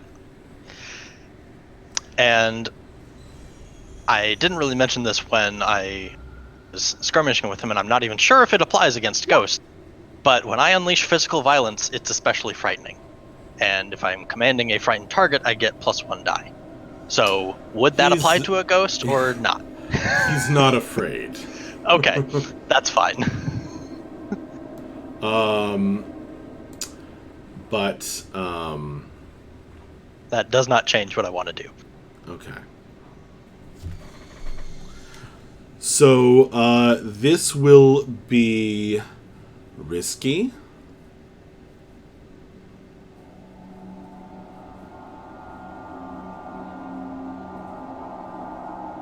And the effect will be limited.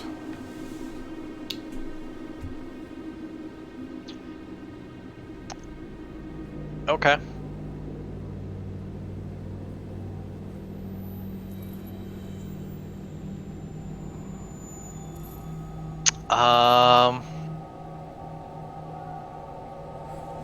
This is probably a bad idea, but I'm going to trade position for it.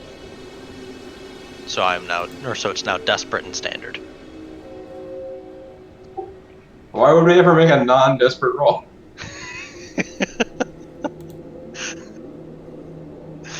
All right then.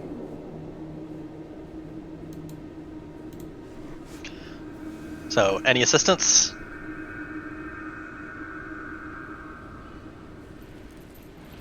Sori's kind of freaking out. She's really bothered by the fact that this thing is apparently haunting us. Dredge thinks it's kind of quaint that you're just yelling at a ghost, and he wants to see how it goes.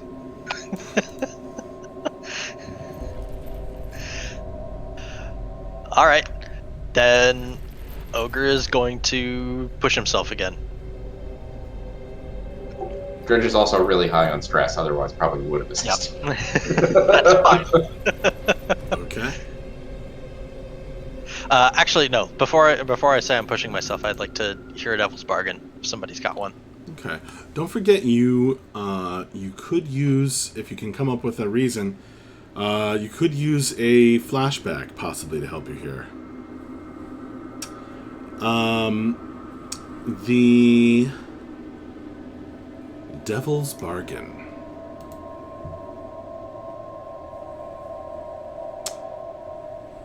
The Devil's Bargain is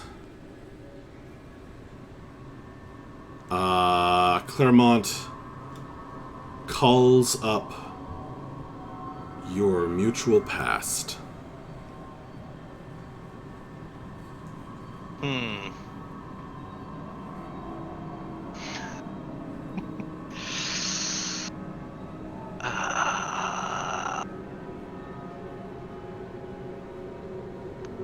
That sounds like fun, so I'll take it. There we Good. go. That means I'm doing my job, I think. Yes. Like, it sounds really bad, but it sounds like fun.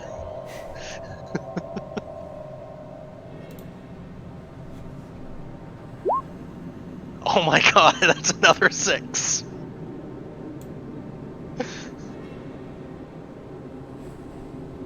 So he's gonna yell a bunch of stuff as he gets to the bottom.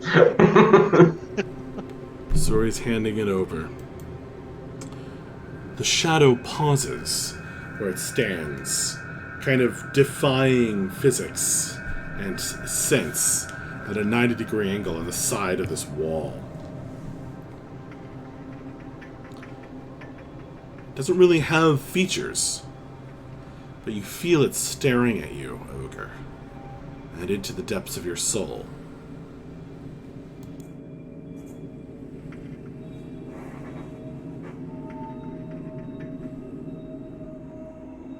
Don't you remember the boat? Don't you remember?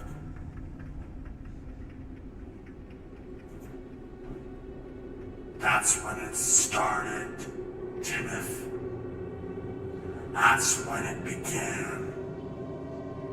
That's when Mara stopped loving you.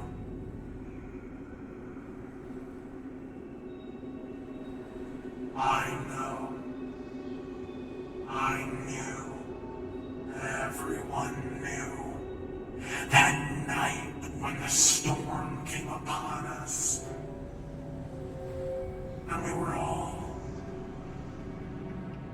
running, or hiding, or whimpering in the hold. Do you remember?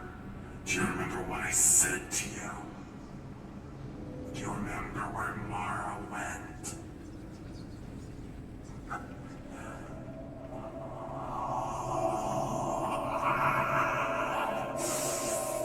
Sorry, Max, we lost you.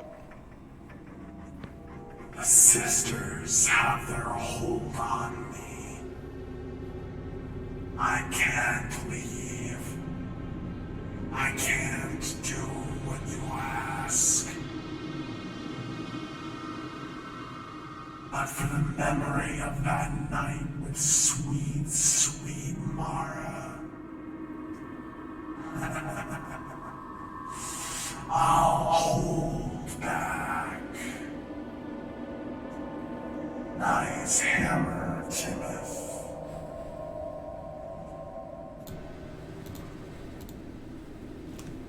And it begins to dissipate, melt into the eternal darkness that surrounds all things in this world.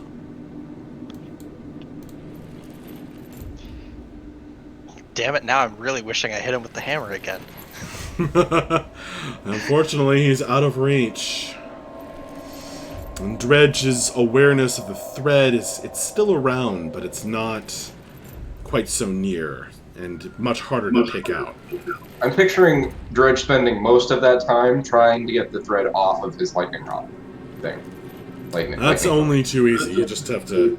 It takes an effort to But keep he's like, it on. he's shaking it. He's not doing it well. He's shaking it, and the thread, like, falls away. And then the shadow just oozes like a freezing molten tar. And out of sight.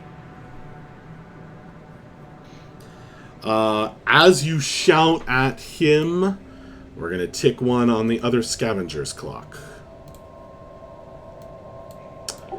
I hope they're enjoying our show. We're going to tick one on the bound spirits clock. And we're going to tick one on the screaming approaches.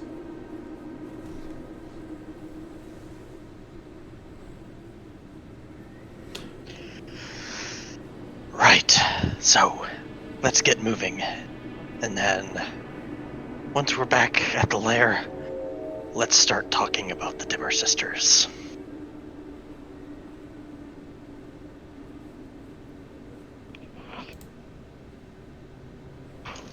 And Ogre's gonna start heading up the stairs. Alright.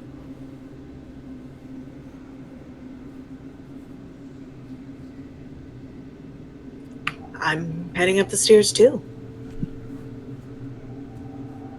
Yep. You come to the actual ruins.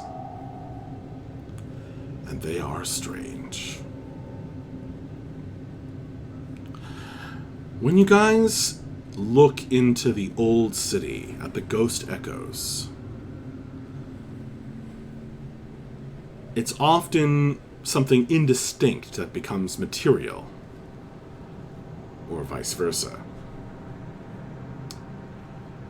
A lot of things here seem uncomfortably caught in that in-between state, flickering back and forth between the physical and the immaterial. The mansion's floors have fallen together, and yet some of them seem to still be held aloft by things like tentacles made of shadows. The roof has collapsed, but here and there are clear spaces untouched by the fallen timbers. And there are people standing around. There's one looking fair Eruvian, wearing a cavalier's uniform, but also a mask, like he's at a ball. He's holding this letter that's stamped with a heart. He's just turning it over and over in his hands. Suri, oh man. The baby woke up right when Suri was going to get to do stuff. You want to take a 5-minute break or something? This is the perfect time to do so. Let's take a short break.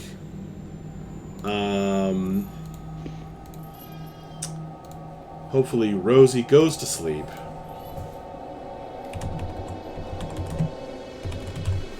Rosie can just be the screaming. Rosie can be the screaming.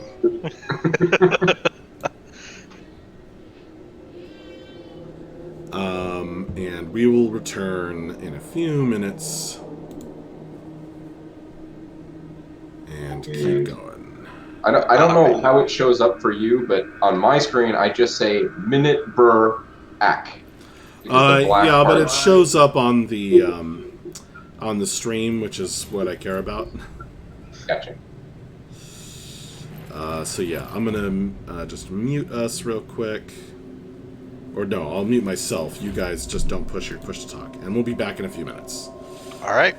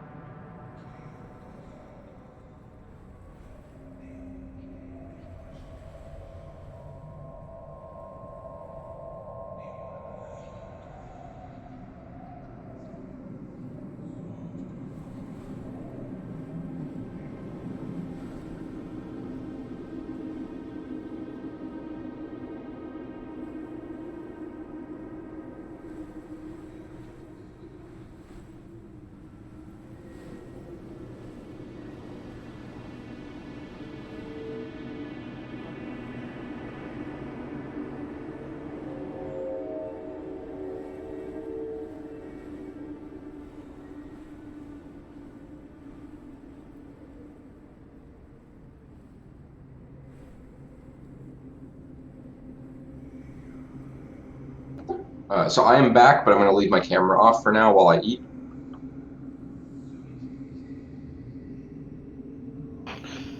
I'm back as well.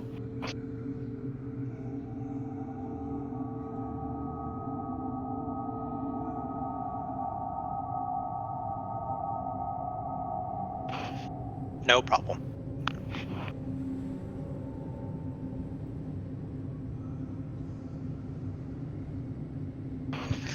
Like I'm still waiting for the hammer to. Yeah. We haven't really gotten to what I expected to be the hard part, and I only have 3 stress. So, there's three stress left. So I don't know if Dredge is walking out of this one. We'll see.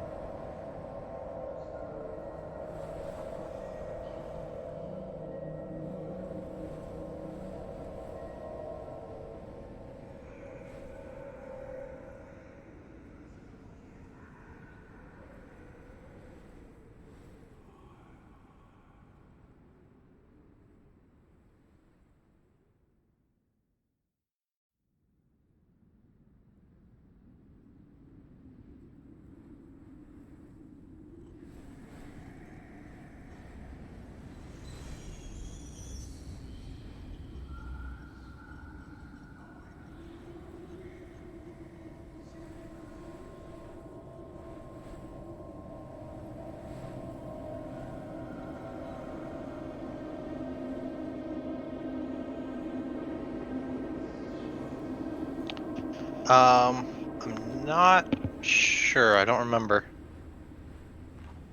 off the top of my head.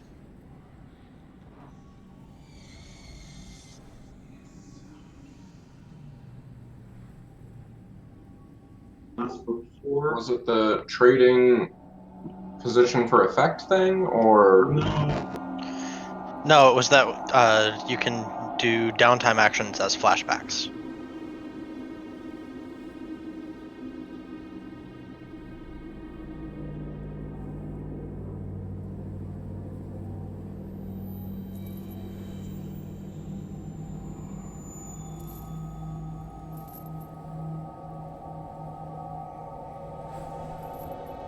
Mm-hmm.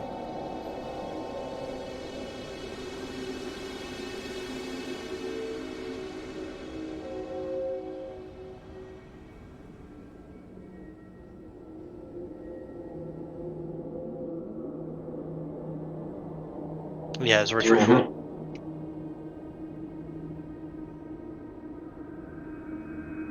But we also said that like it can't affect any of the state of the game, so you can't have like ditched stress or anything ahead of time.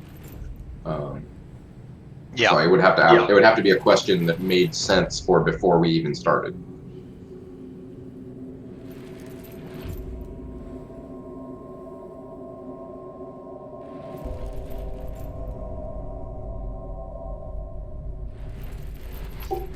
Yeah, I mean it would have been weird to like ask a question about like the silver thread thing that we didn't even know about until halfway through the session, right?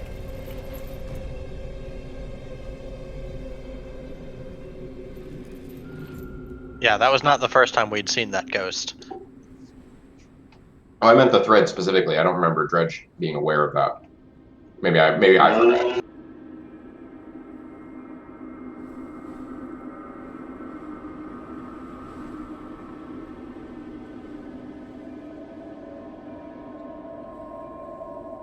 Yep, I did not remember that.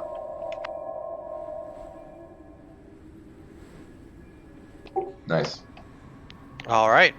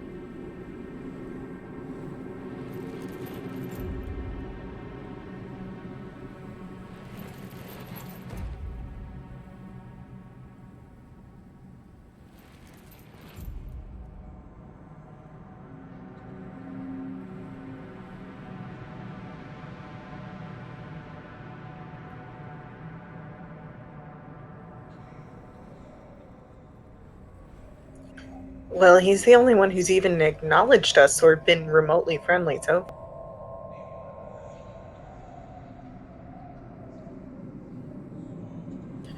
Sori would like to go up to him and talk to him.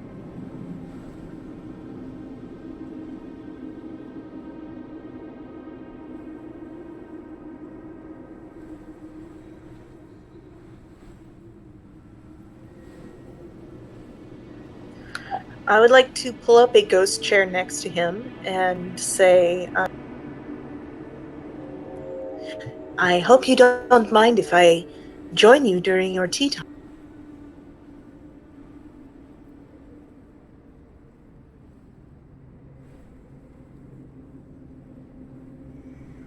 A ghost chair. You know, one of the chairs that used to be there, but it's not anymore.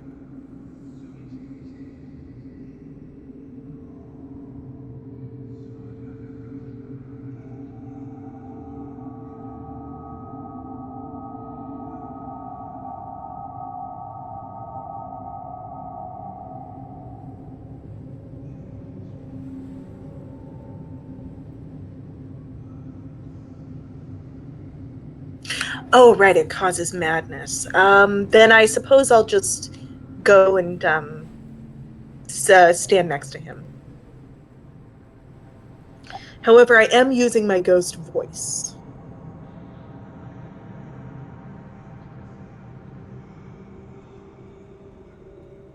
I just don't want him to suddenly turn crazy. So I'm trying to talk to him like a normal person.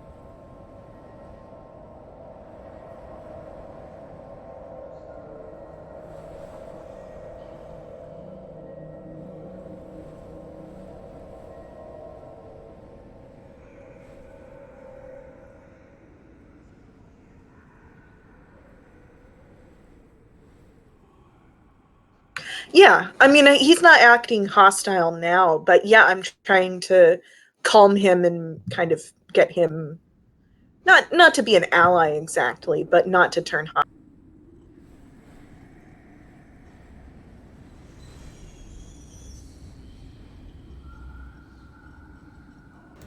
Whoops. And all of that content is lost to the ether. I've been muted. Well, too bad you said all of the smartest things that you've ever said in your life, like during that period. Jeez, honey. They are in the ruins of the occultist's collector's mansion. And I had a lot of cool descriptions of the ghosts that are standing around, including this Taikarosi ghost with horns coming through his face. They're all kind of rotating on this invisible, mysterious axis, without regard for physics. One quick question: are they like all rotating together as part of the same circle, like, or are Yes. they all each individually rotating in place? They're not rotating in place, although they might not all be following the same rotation. Okay. So they're moving around the room. In a sense. Yeah. Okay. In a different sense than that normally means. Right. Sorry. Okay. Well, I'm trying to determine, sir, are you taking an action or not? Not meaning to yet. Okay. I just kind of wanted to remind you that this is a thing that I have. I'm not taking action yet, but I am, but I'm ready to. Okay.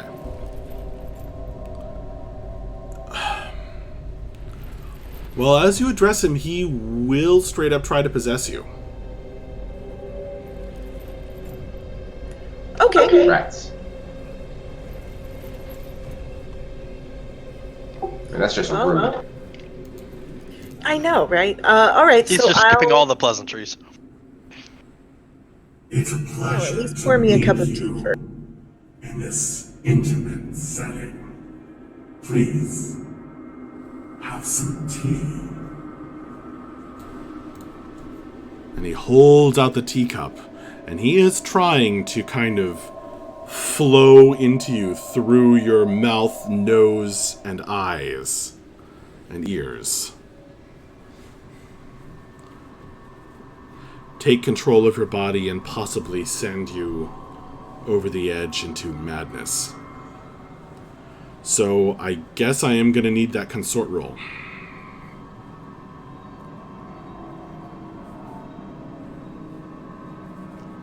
All right, position and The position will be risky. The effect will be... Now, you do have ghost voice. Yep. So the effect would be limited. But the ghost voice will give you potency, raising it to standard.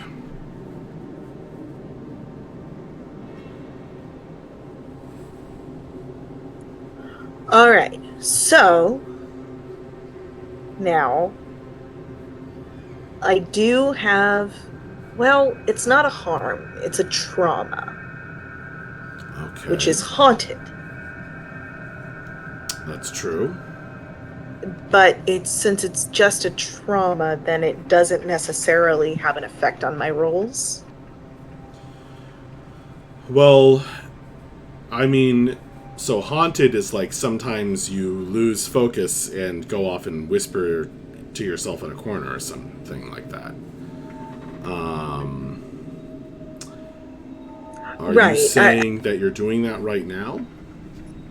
No, I was trying to determine whether it would have an effect on the roll similar to a harm. Like, I only just got the trauma, so I'm still not entirely used to playing. Yeah, traumas do not affect the mechanics of rolling dice at all. Okay, that's what I was Thanks. trying to determine. Yeah, all they do is they affect, however, or to whatever degree you want, they affect your actions that you choose to take. But it's not a case of, like, you get a -1 die or you get less effect. It's you might do something that you wouldn't have otherwise done. Right, exactly. Okay, perfect. So in that case, I will go ahead and roll. Devil's Bargain or Help? Are you guys going to assist? I'm not sure that there's anything Ogre can do to help you, and he's paranoid enough right now that he's watching the other scavengers like a hawk. They are coming up the stairs. Okay. Oh crap! I am getting low on free stress remaining, so All right. The Devil's Bargain will be...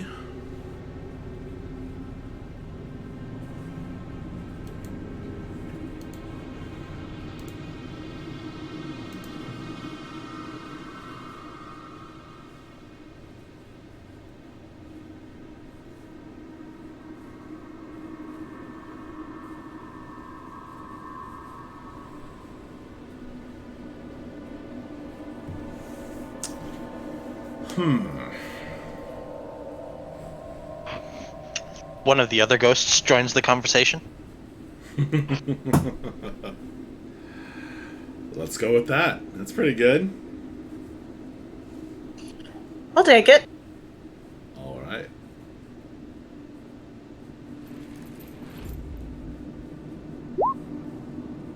All right.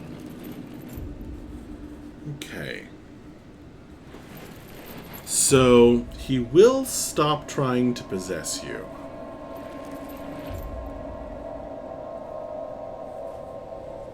That's good. And engage in you in conversation as well, instead.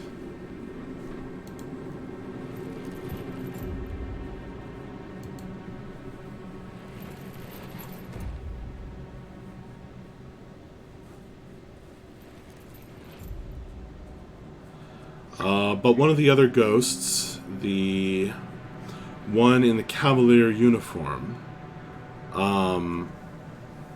puts the letter inside his jacket and comes over and stands uncomfortably close behind you.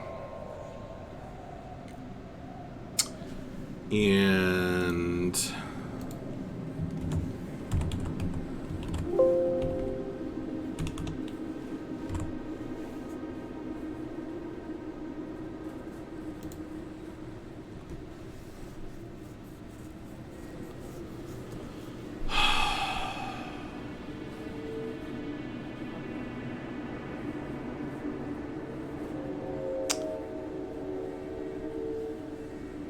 that gave you... Did you add the +1 dice? Yeah.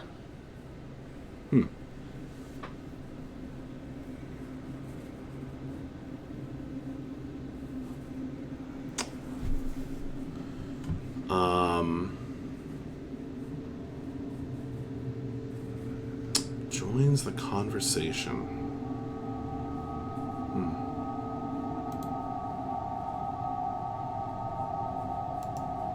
That will tick as you consort with the ghosts and interact with them. We're going to put a tick on the bound spirits lock. And the guy says,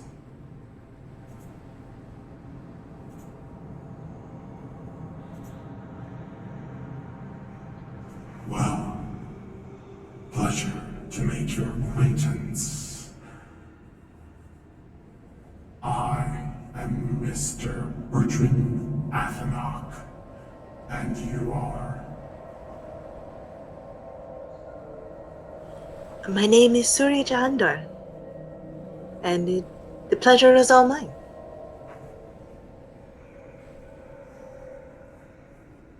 Suri. Agent? Yes.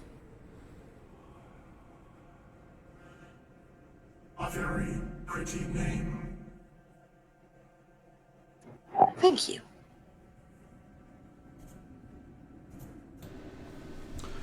the ghost standing behind you says,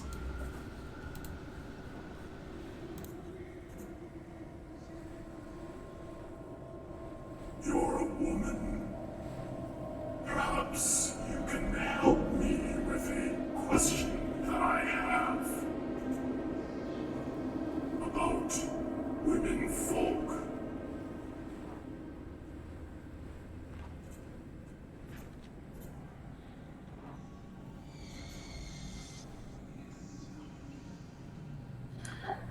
It would be my pleasure if you would do me a favor in return.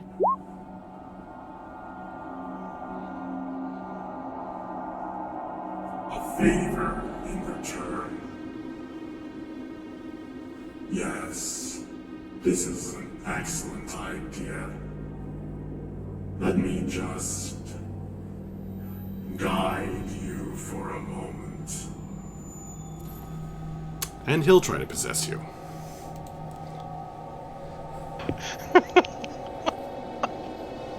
Sounds Well- like a friend. I want to resist that. All right.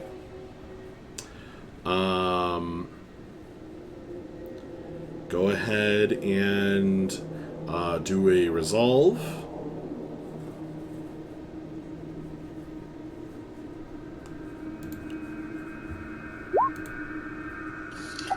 That's a... Hey! No stress. Hooray for zero stress. Wow.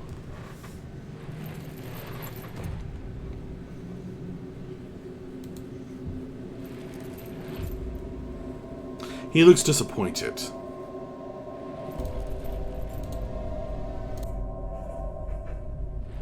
Well, maybe not right now.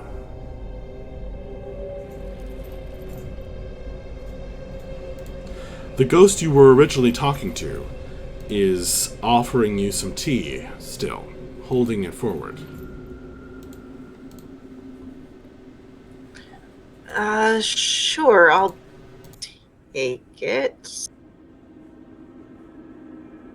Ah, sorry. I'm so glad you came to visit. Marvelous collection, is it not? Indeed. I am here interested in one piece in particular. I wonder if you could help me find.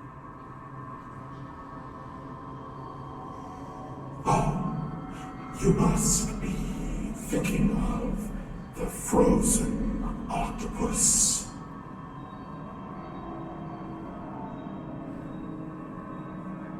I admit that I was not, although now I think I am.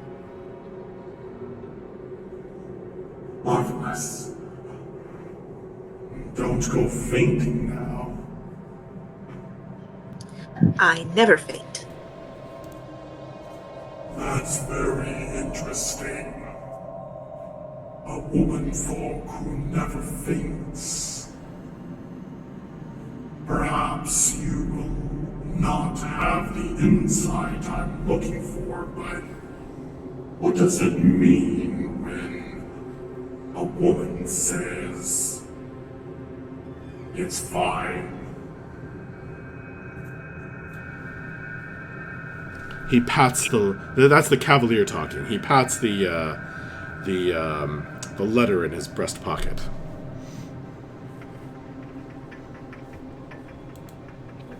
It means that you have upset her, but she does not think that you will understand why. Bertrand Athenok looks a little annoyed that you're not talking to him. Excuse me. Were you interested in the frozen octopus or not? I am. I'm sorry.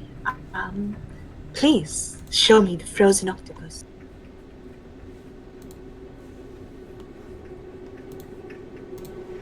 But I haven't gotten my satisfaction yet.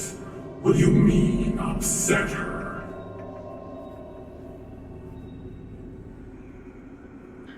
Not knowing the lady in question, I cannot venture a guess.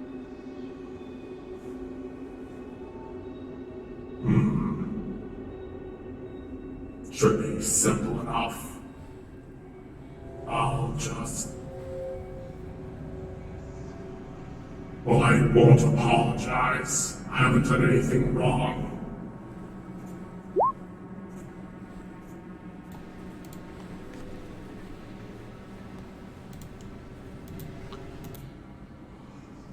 The frozen octopus lies somewhere hereabouts.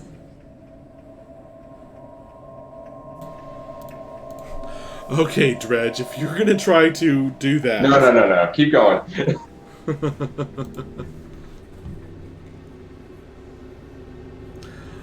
So they keep trying to, they're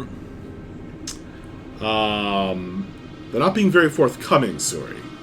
They keep spinning you around, each one trying to take your attention, like it's trying to leech out your life force through talking.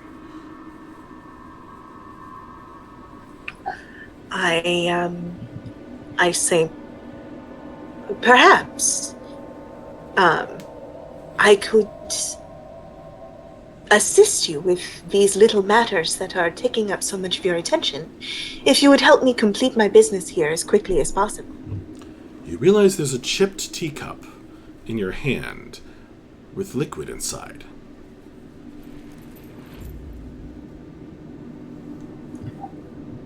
I'll smell it.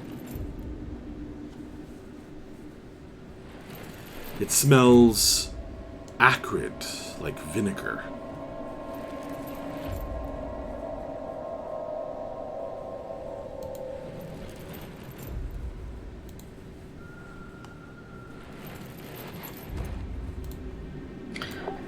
Don't you I'll trust drink it. me? I'll straight up drink it. Okay. Just a sip. I'm not going to down the whole thing. A sip will do it.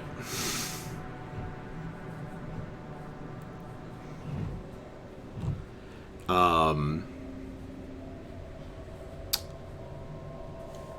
going to take a level 2 harm, poisoned. And he's going to attempt to possess you again.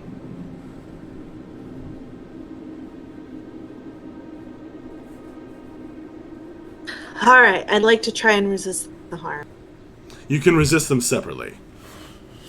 All right.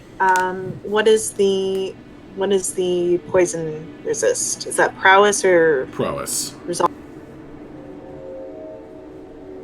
Or it could even be insight, because it's like realizing that it's poisoned. And not drinking it.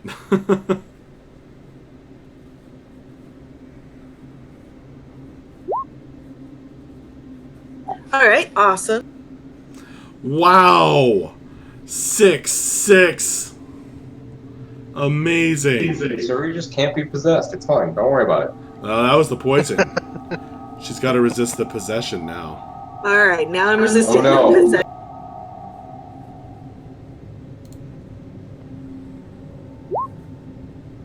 And that's a fly. Still pretty good. Jeez. I'll take it. Sorry, ghosts, not today. The rolls are off the hook. Thank God. Okay. So while all of this is going on, well, actually, no.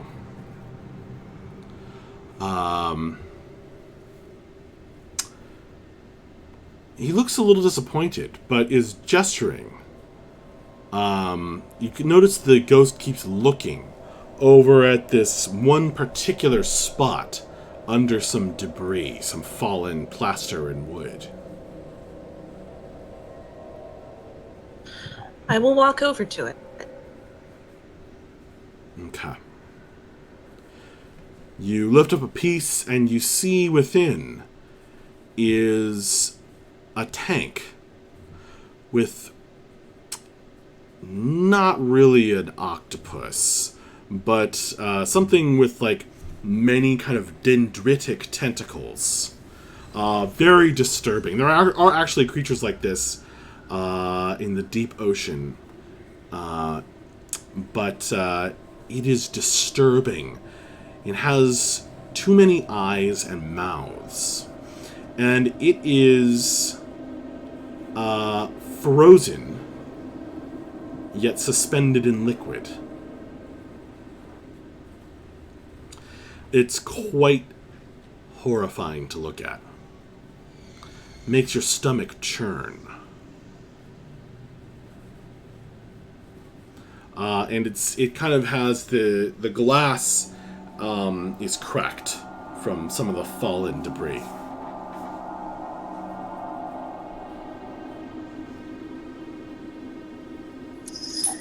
What a strange creature. Where did you come across it? It is at this point in the conversation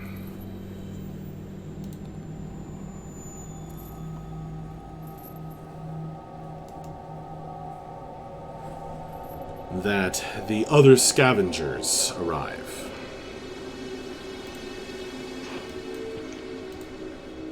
So, Ogre at the door. They are coming right up to it. They hold large electroplasmic weapons. They look like harpoon guns. And they kind of have this strange gear, like gas masks like yours, but with glowing runes carved into the end.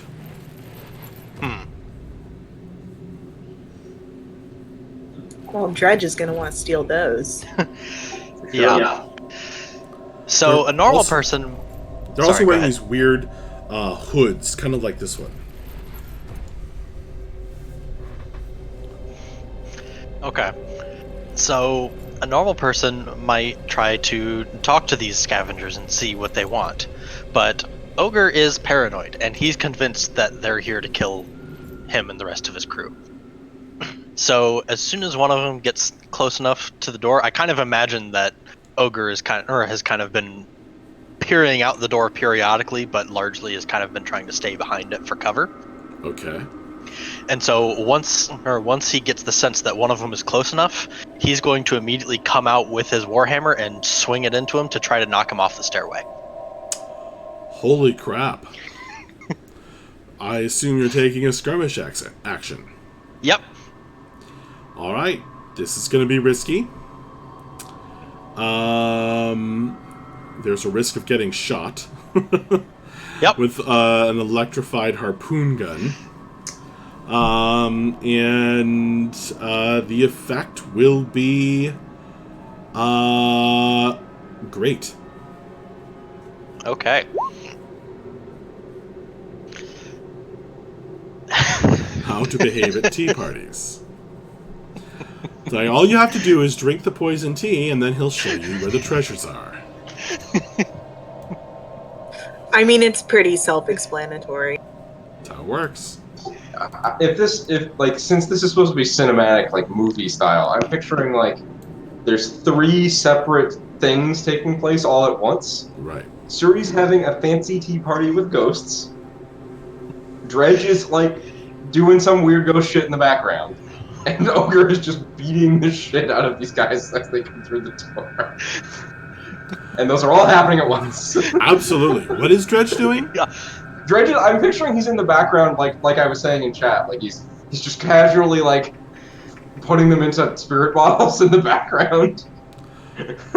Well, that won't be that easy. I know, but I'm sure Ogre's fight is not going to be easy either. Okay. I guess my question is, do you want to try to capture the woman at the window? Sure. But we'll do that after Ogre does his thing. I just think it's funny that we're all having our own vignette in this room. I think that is extraordinarily appropriate. Hashtag season finale. Yeah.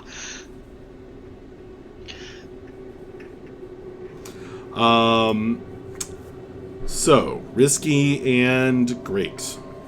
Yep. And Devil's Bargain? Because he was not expecting this. Now there's a couple of them.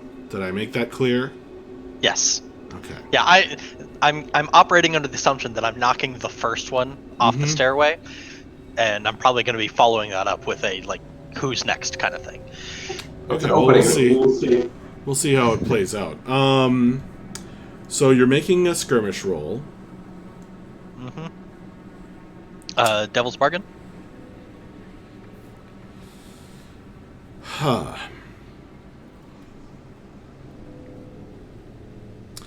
The Devil's Bargain is...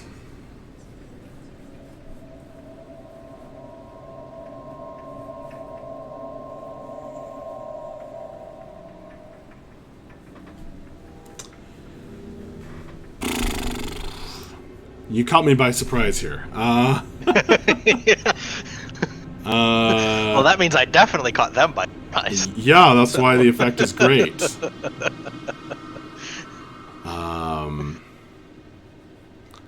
You're just like, another living thing out here? Kill it!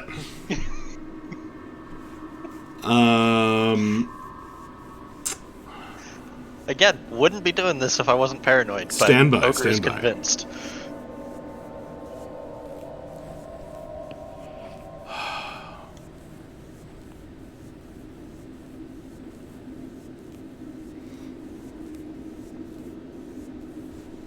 Okay.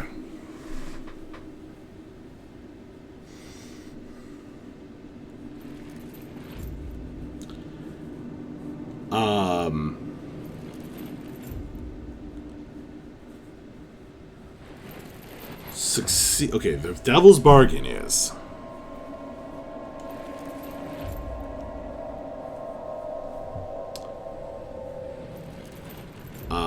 succeed or fail.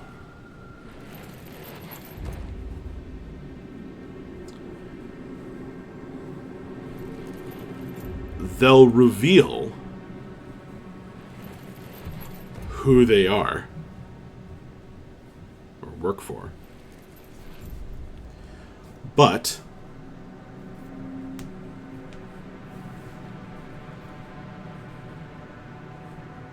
the relational consequences will be doubled.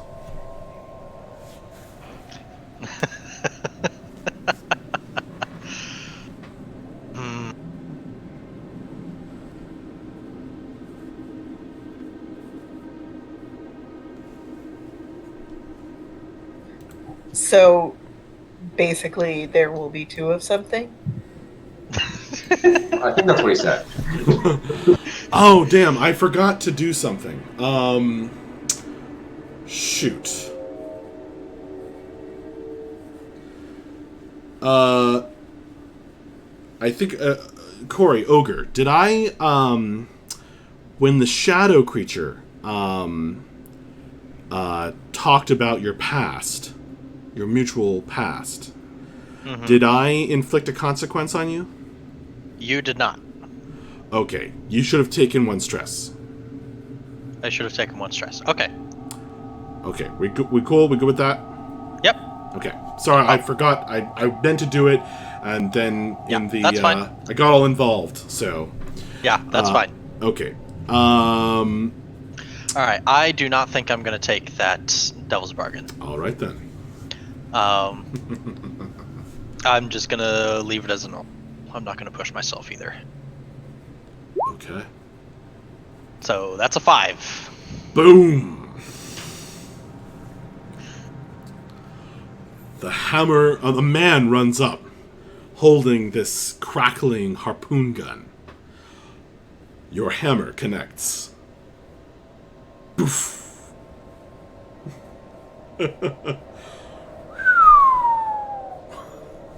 He goes over the edge, letting off a shout. Wilhelm scream. Exactly.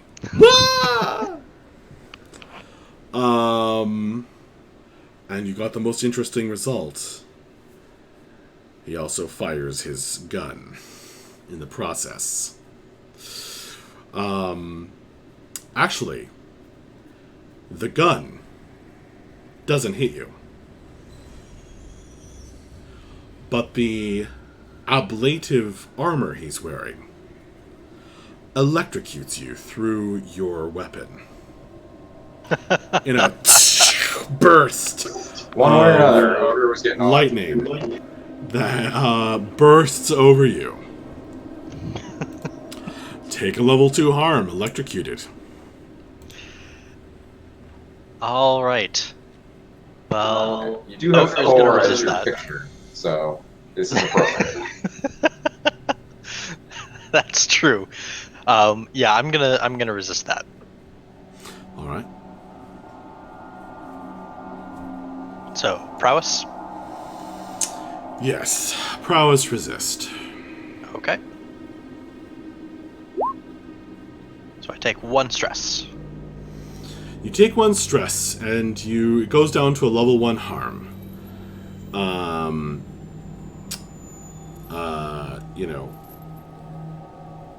Light burn. But you, I guess you didn't quite get the full force of it, because you kind of dodge back, and so it just burns your hands a bit. Mm-hmm. On the hammer. Okay.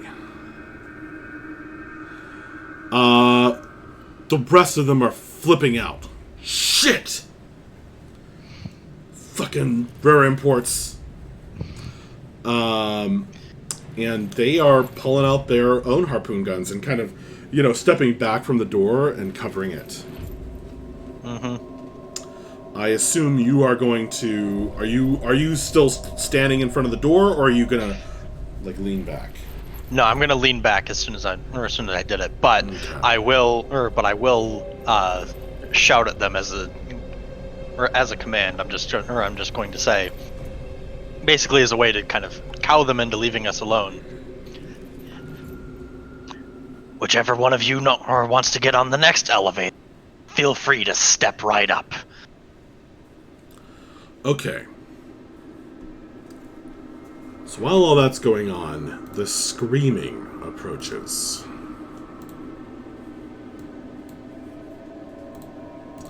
And you can now hear it a little bit louder.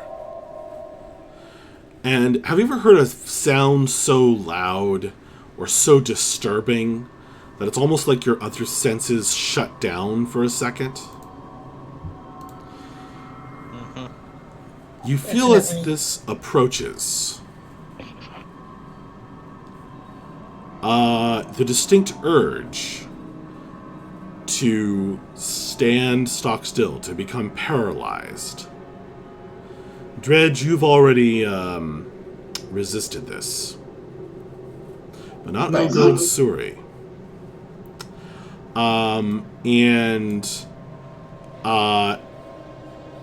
You, however, also feel like there's this, like I said, like your senses are almost like clouded because of the way the sound gets deep inside you, and inside your mind, and it almost feels like it's bringing with it an even deeper shadow, a darker darkness than that which shrouds this world.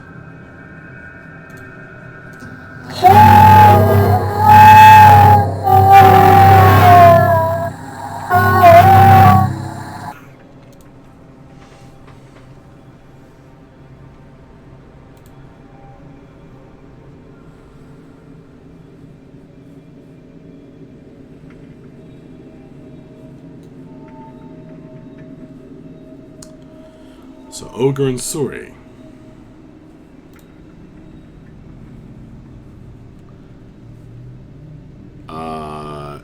I assume you guys are going to want to resist the paralysis. Yes, for sure.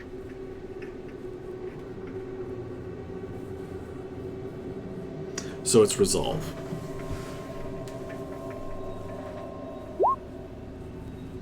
One stress.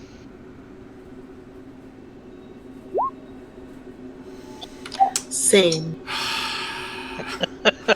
You know, it's a good We thing, are you on guys. fire tonight. It's a good thing, too. It's a good thing. I mean, imagine if you'd rolled all these ones, right? Yeah. The score would already be over. It would.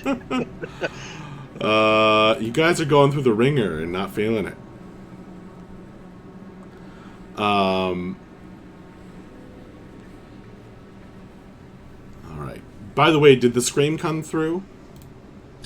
Yeah. It did. Oh, okay, good.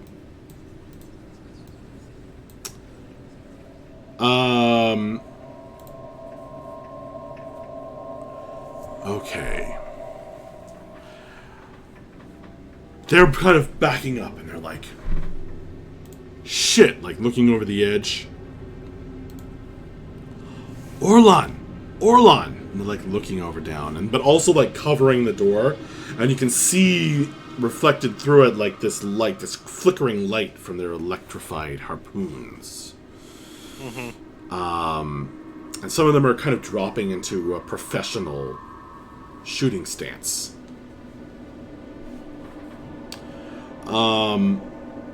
Dredge. What are you doing? You're trying to put the woman at the window in a bottle. So I thought that would be a funny sort of other montage going on in the background, but actually I think the most useful thing that he probably would have been doing is trying to find where the box is. Like, he had a read on it before, you know, so try to pick that. If none of these ghosts are actively like coming at him, he Not probably right wouldn't. now. Yeah, he probably wouldn't go out of his way to rile him up. He would try to keep him low and just find what he's looking for. Okay. Well, attuning is always dangerous, and I'm going to ask you for an attune roll. Yep, for sure.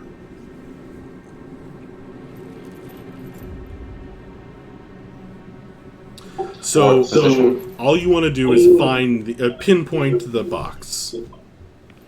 Yeah, like Suri's over there talking to some of them. Ogre's guarding the door. This would be before the fight started, I assume. So yeah, he's trying to track down the box so that we can get out of here. This is kind of a flashback. I mean, it's by its nature, like. Yeah. So what would the position be? The position here will be risky. And effect? The effect will be standard. Okay, I don't think I'm gonna try to do anything particularly fancy here, so let's just see how it goes. Is mildly poisoned affecting this? I don't really know what that does. Well, it makes you feel ill. Yeah. I think it probably would affect this. Okay, so we'll just whatever it says. I'm not gonna go fix the settings, so it's one effect less than standard. Okay, so limited. 4.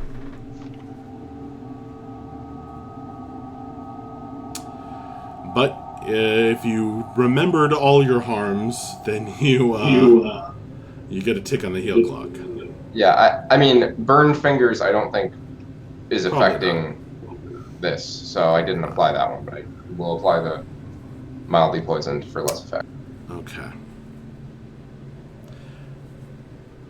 You reach out into the spirit field. You can tell where it is. And with characteristic dredge attitude, you either physically, I'll let you decide whether you physically or mentally just go right for it. Oh, probably mentally, right? Okay. Like, Sure. he's in that mode. So you just penetrate, and there's a shimmering field that's kind of clouding it, and you realize there's a rune carved chest around, or maybe a sarcophagus Oh. around the box. And now we know why Dredge was not paying attention to anything else happening. And as you puncture that, you see it in your mind's eye in the far corner of the building, beneath the collapsed floors, down a staircase that was once secret, now exposed from the crumbling building walls. The sarcophagus. A man. Its eyes open. Cool. All the bound spirits react. You're welcome, everyone. Unfortunately, tea time seems to be over. Well, it was nice while it lasted. You did, well, at least, for two of the ghosts. The one that you initially consorted with and gave you the poison tea, he's still too interested. He's like distracted. He's interested in the conversation, so he's going to continue trying to talk to you. The other two ghosts activate as we complete the clock for them. Okay, so you've got other enemy scavengers on the outside covering the door, and they're like, come out, big brave man.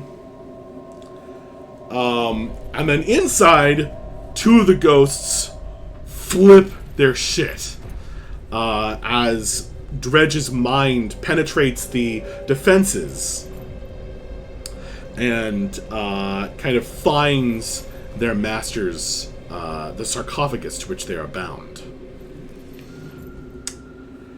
And they immediately fly into screaming rage and lash out at those nearest them. So, this is another case of a supernatural fear spreading instantly throughout your system. Your adrenaline reacts without you being able to control it. Or can you, with sheer willpower? So either you guys are going to run from the ghosts, or you are going to stand paralyzed by them in fear as they scream at you and possess you. Choices. So, so you can resist the that ghostly consequence. Yep, definitely resisting it. Yep. Yep. This is the roll that could could end it right here.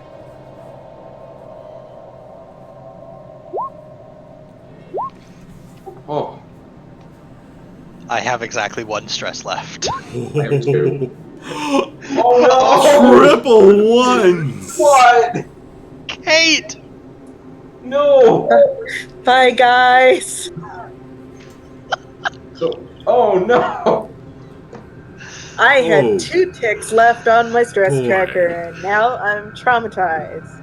Well, you were the only one who didn't have a trauma yet, right? No, she got I one. actually did get one. Oh no! So now I've got 2. Suri's gonna have a breakdown.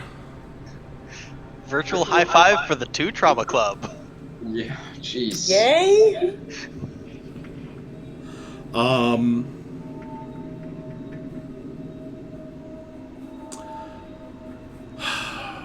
Suri, there's really nowhere you can run to kind of have your trauma. So you're staying in the score, my friend.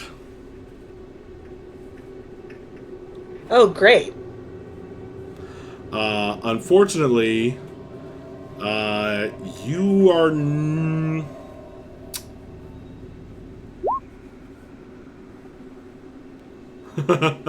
having drank all the poison tea. You're going to stay in the score.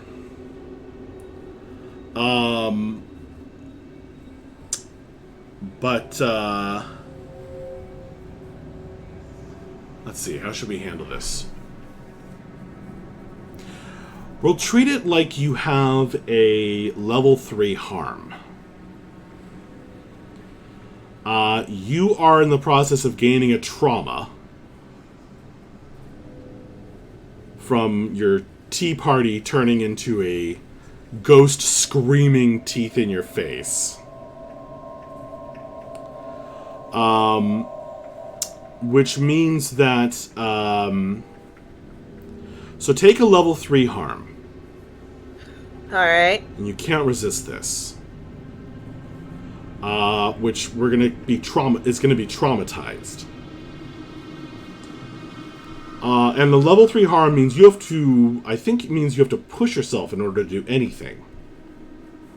All it says on my sheet is need help.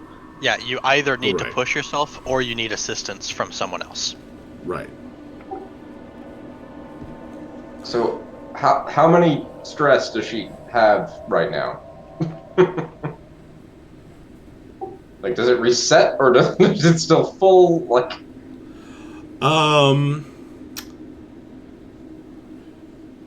it's gonna reset. Well, at least there's that. so you're able to push yourself. Do you know what your new trauma is gonna be already, or are you gonna decide later? No, not yet. Okay. So you will decide later, but right now you are... Whew. You could get another trauma. The only way you can do stuff is by pushing yourself or getting assistance.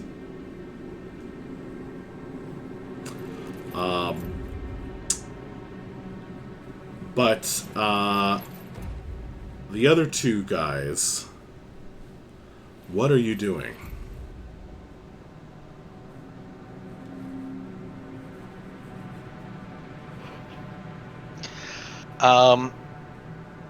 Ogre is going to look to Dredge, and he's just going to say, or he's just going to shout, "You deal with the spirits, I'll deal with the scavengers." And then he's going to down a Rage Essence vial. Because Ogre does not see another way out of this. All right, I don't remember exactly what that does. I will look up the exact text, because, yeah, it's not good for anybody else that's here.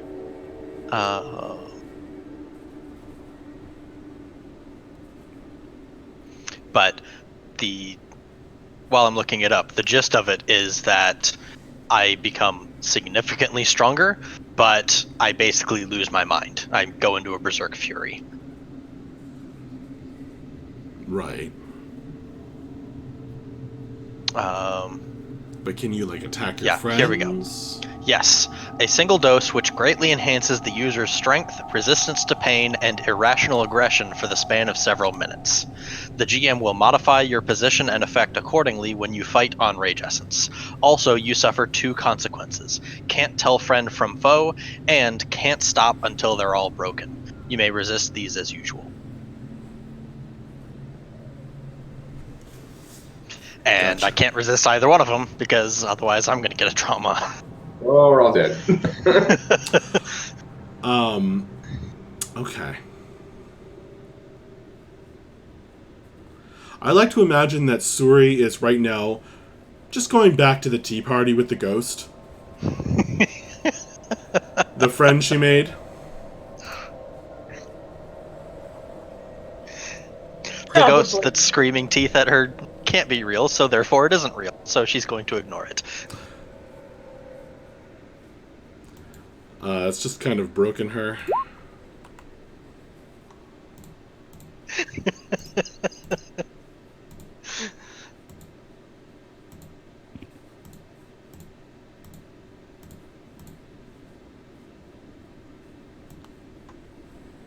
So, how many ghosts are there?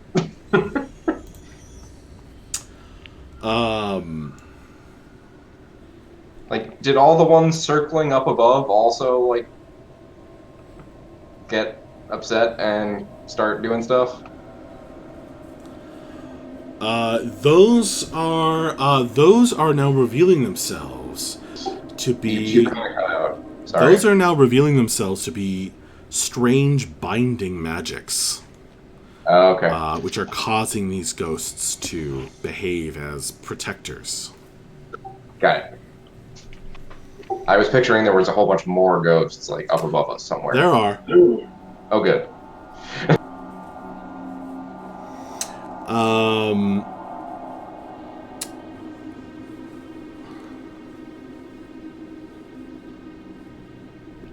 Is there any reason Dredge would not be able to use the compel ability over and over again? I don't know. Does it cost stress? It does not. It's just an attune roll. Yeah, I mean, each time is an action roll, so things can happen as a result of that, beyond just what you want. Right, but, like, there's nothing that says you can only use a special ability, like, once a day or something crazy, right? It's just do this thing. Yeah, so, you can just keep doing it. Dredge's high-level plan, then, to deal with the spirits, as Ogre, like, goes out onto the stairs and murders a bunch of people, is probably to try to compel them into spirit bottles over and over.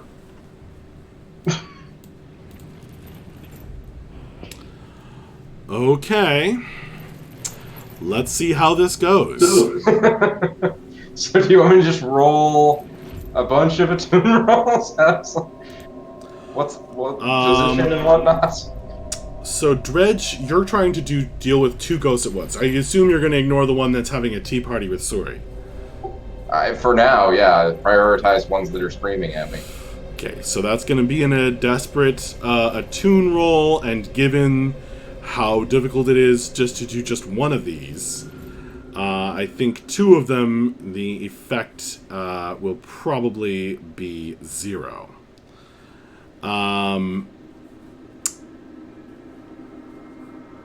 But we've done a bunch with you, so let's jump to Ogre. Oh yeah, sorry. I didn't. I was just trying to let you know what my plan was. I wasn't expecting to do it already. Oh man.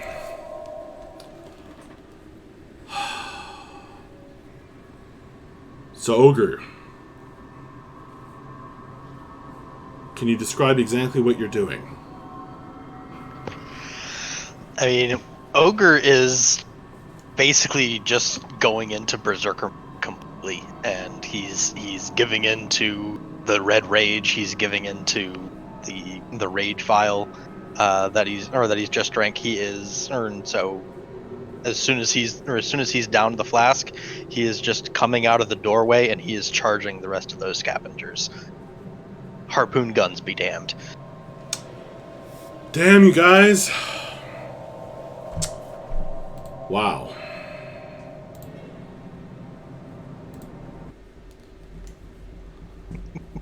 Yes, Ogre smash. Absolutely. So he is running out on the stairs and drinking this vial and just... He's gonna get shot, possibly. Almost certainly. Yeah, almost impossible to avoid getting shot, actually. Yeah. And he is just going to make a skirmish roll, essentially. Yep. I mean, I said they were covering the door and had dropped into professional shooting stances. No, I'm well aware of the fact that Ogre is going to get shot. I'm counting on the fact that the rage vial does also say that it. Is it possible that you can put the numbs you to text pain. in? It's not in my character sheet, but I can copy and paste it from the book. If you wouldn't mind.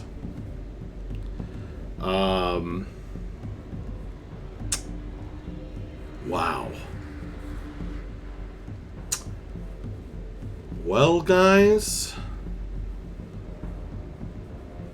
it's 11:53.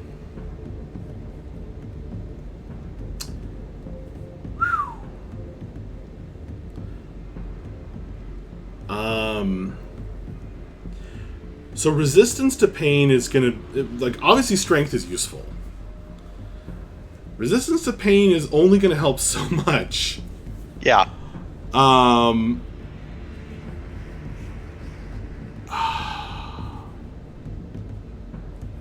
Holy crap.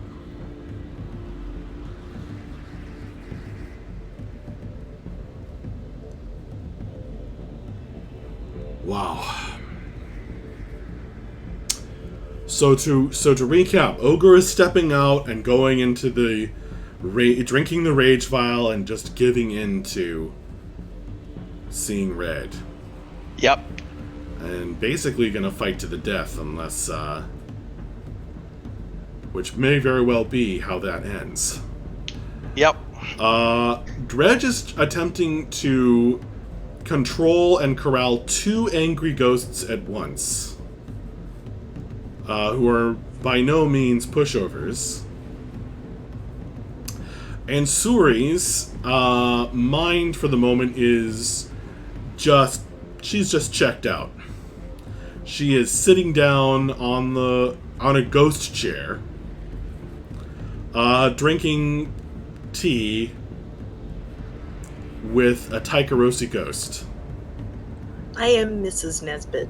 You are Mrs. Nesbit. Nice. And that's where we're going to leave it. Oh man, I don't know if I can stand this hangover. Cliffhanger. Cliffhanger. Yeah, this cliffhanger for a week. It's an end of season cliffhanger, right? I mean, it might be. Is this the end of Rare Imports? I think is the question.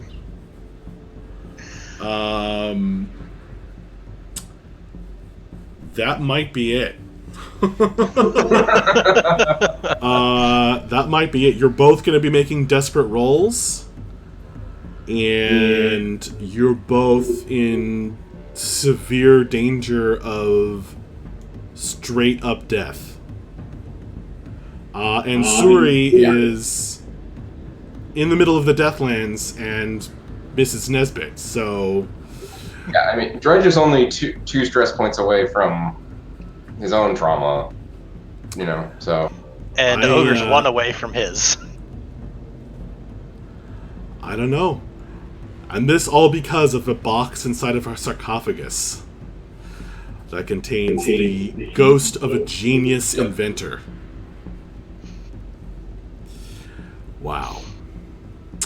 Well, folks, let's do experience. Tune in next week to find out if we survive. Yeah. Well, see, the thing is, Matt can't make it next week. Yep. Oh, man. So I guess we're gonna have to figure out over the week. I'll just roll a tune like 15 times and send you the numbers. We're gonna have to figure out what this. Maybe this is the season 2 cliffhanger finale. Oh, man.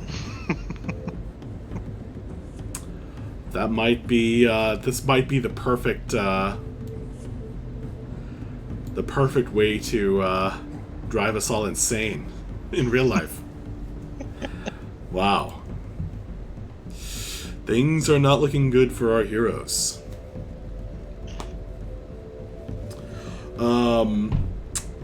Let's do experience points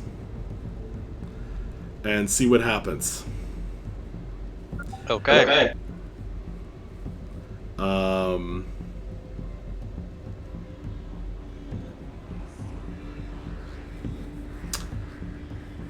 Although, interestingly, yeah, actually, interestingly,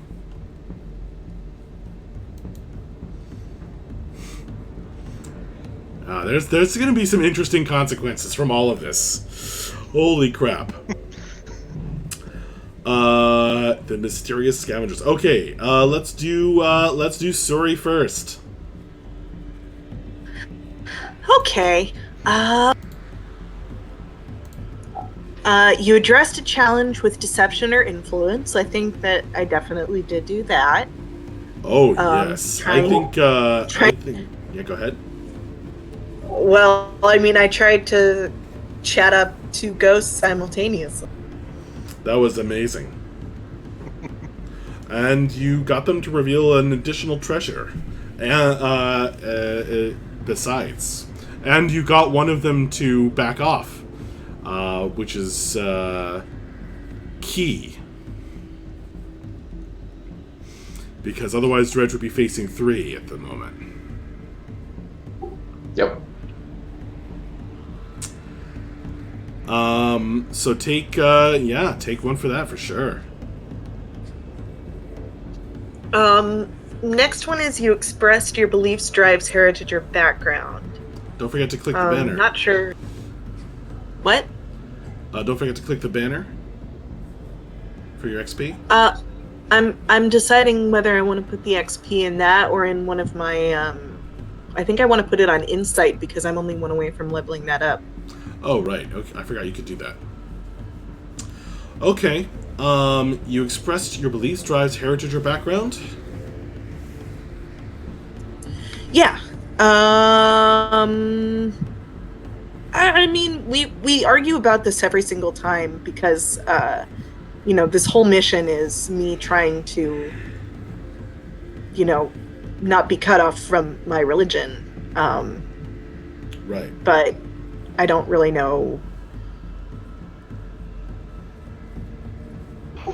Well, I would say that you would get one simply from the fact that we entered a house full of ghosts. Your reaction to that was to try to talk to one of them. Yep. And after it tried to possess you, you continued to talk to it quite calmly. Yep. I think that's very telling about Suri and her character and her religion. That is true. That's not how most people would react in that sense. Nope.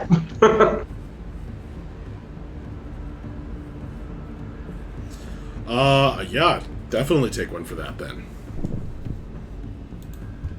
Makes sense. And then struggling with issues from my vice or trauma. I would argue yes. You got a new trauma. I think that you absolutely did that. So there you go. Awesome. All right, Ogre. Okay, you addressed a challenge with violence and coercion. I feel like that came up a couple times. For sure. Yeah. You expressed your you expressed your beliefs, drives, heritage, or background.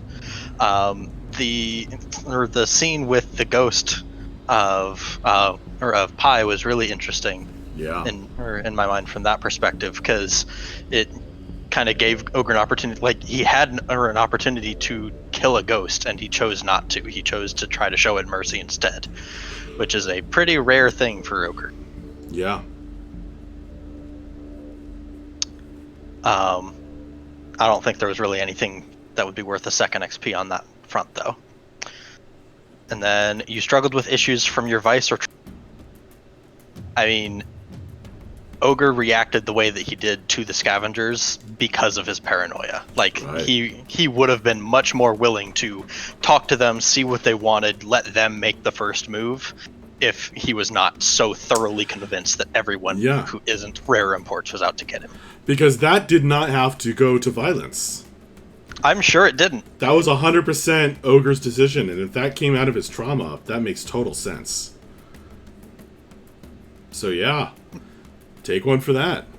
Yeah, and then also just the fact that he reacted so immediately with overwhelming force, I feel like was part of his rage.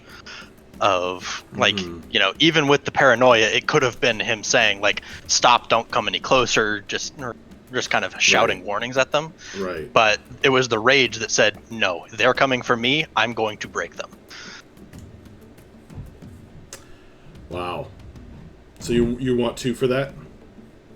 If it makes sense to you, it's the same action, but there were 2 different traumas that guided it. So Ogre is like the classic like bully. It's like Yes. his whole world is like all he knows how to do is the only emotions he can process are fear and anger. And Pretty he's much. Just, I mean, he's just trapped in this. That's what our adventuring has done to him, at least. Yeah. We don't really know what he was capable of before. Yeah. Wow. All right. Yeah. Take 2 for that. Powerful and weird and tragic. Dredge. Addressed a challenge with knowledge or arcane power. That came up a number of times. Oh yeah. I would there was say ghost- that was all Dredge did. So go ahead and take 2 for that. Yeah. Expressed beliefs, drives, heritage, or background. That I don't actually think came up much for Dredge this time. There's a whole bunch of interesting runic stuff to stare at, but it didn't really drive the action meaningfully. Well, I'll say this: it came up, but you didn't know it. And Okay. we'll see how that plays out next time. Does that give me an XP or not? It won't give you an XP, but I should. Okay. It reminds me that I should say. Dredge recognized the face of the sarcophagus. Ooh, that's interesting. Yeah. If we're still alive, we'll follow that up. From his time at the university. Oh, nice. And the last one is struggle with issues from vice or traumas. Dredge was exceedingly reckless throughout this entire foray to the Deathlands. Yeah, he went right for that silver thread. Oh yeah, that which was all. Could have all resulted in harms if it hadn't been so handily dealt with. He also breathed in a bunch of miasma because he wasn't really paying attention to it and was dealing with a ghost instead.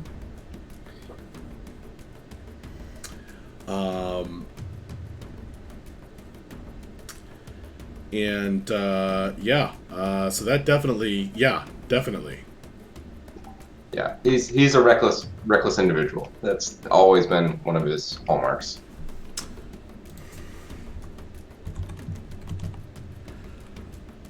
Oh my gosh, you guys. That was super intense.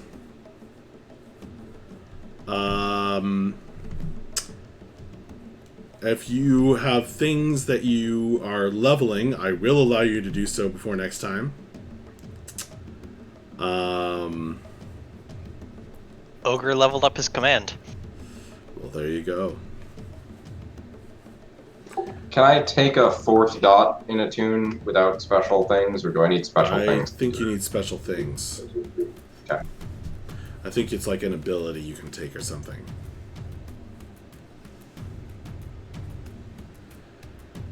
Oh boy, that was I don't. This might be a TPK. We'll see. We'll see. Even though Ogre may have killed one of them, these people aren't necessarily going to kill you guys. But I can't say the same for the ghosts, who want to eat your life force and possess your body and drive you insane. So there's that. Next season, maybe we're ghosts. If you become ghosts on here, you are not making it back to town. You are gonna go insane out in the Deathlands. That probably makes sense. But yeah. Wow. Oh, also, crew XP, we forgot. Oh yeah, crew XP. Should be pretty quick, though. Execute a successful espionage, sabotage, or theft operation. We haven't yet. Contend with challenges above your current station. Yep.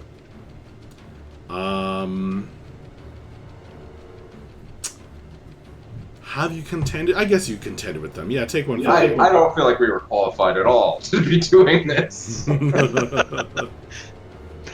Bolster your crew's reputation or develop a new one. I don't know Oh if we've yes. accomplished that yet. Are you getting yes. crazy and weird? I mean, I'm pretty sure those guys yelled, "Oh, rare imports, damn it!" That's true. They I did. forgot they did that. They did. You don't even know who they are yet. Express the goals, drives, inner conflict, or essential nature of.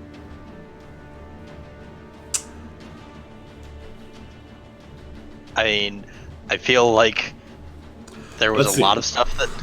Suri turned. Yeah, go ahead.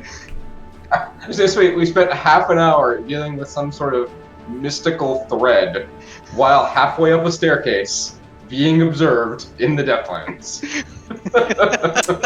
That was a choice you made.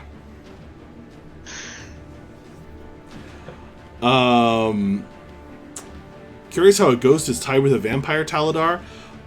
It's pretty interesting in this world. I believe in this world a vampire is when somebody dies. It's like a specific kind of possession. Yeah, it's a specific kind of possession. It's basically a ghost possessing a corpse that is not its own. Right, a ghost possesses a corpse instead of a living person. That's it. Yeah, it's like a different hull, basically. It's like you can be a ghost, you can be a hull, you can be a vampire. Yeah, my understanding is that they're not vampires in the classical sense, like they don't drink blood for sustenance, that kind of thing. But they do have all kinds of weird undead stuff. Yeah, and they have to do something for sustenance. I just don't think it's blood. Well, they might be like energy vampires, kind of like the white vampires in Dresden Fire. Yeah, maybe something like that. I haven't looked too much into it. I read through it before. I'm trying to find it now. Anyway, so also Suri, like, turned aside from the main mission to, like, be like, oh, what's a frozen octopus? That's very true. Which was amazing. So I would say you guys get 2 for the goals, drives, and essential nature. And I think... Easily distracted? Yeah, we should have had that on there from the very beginning.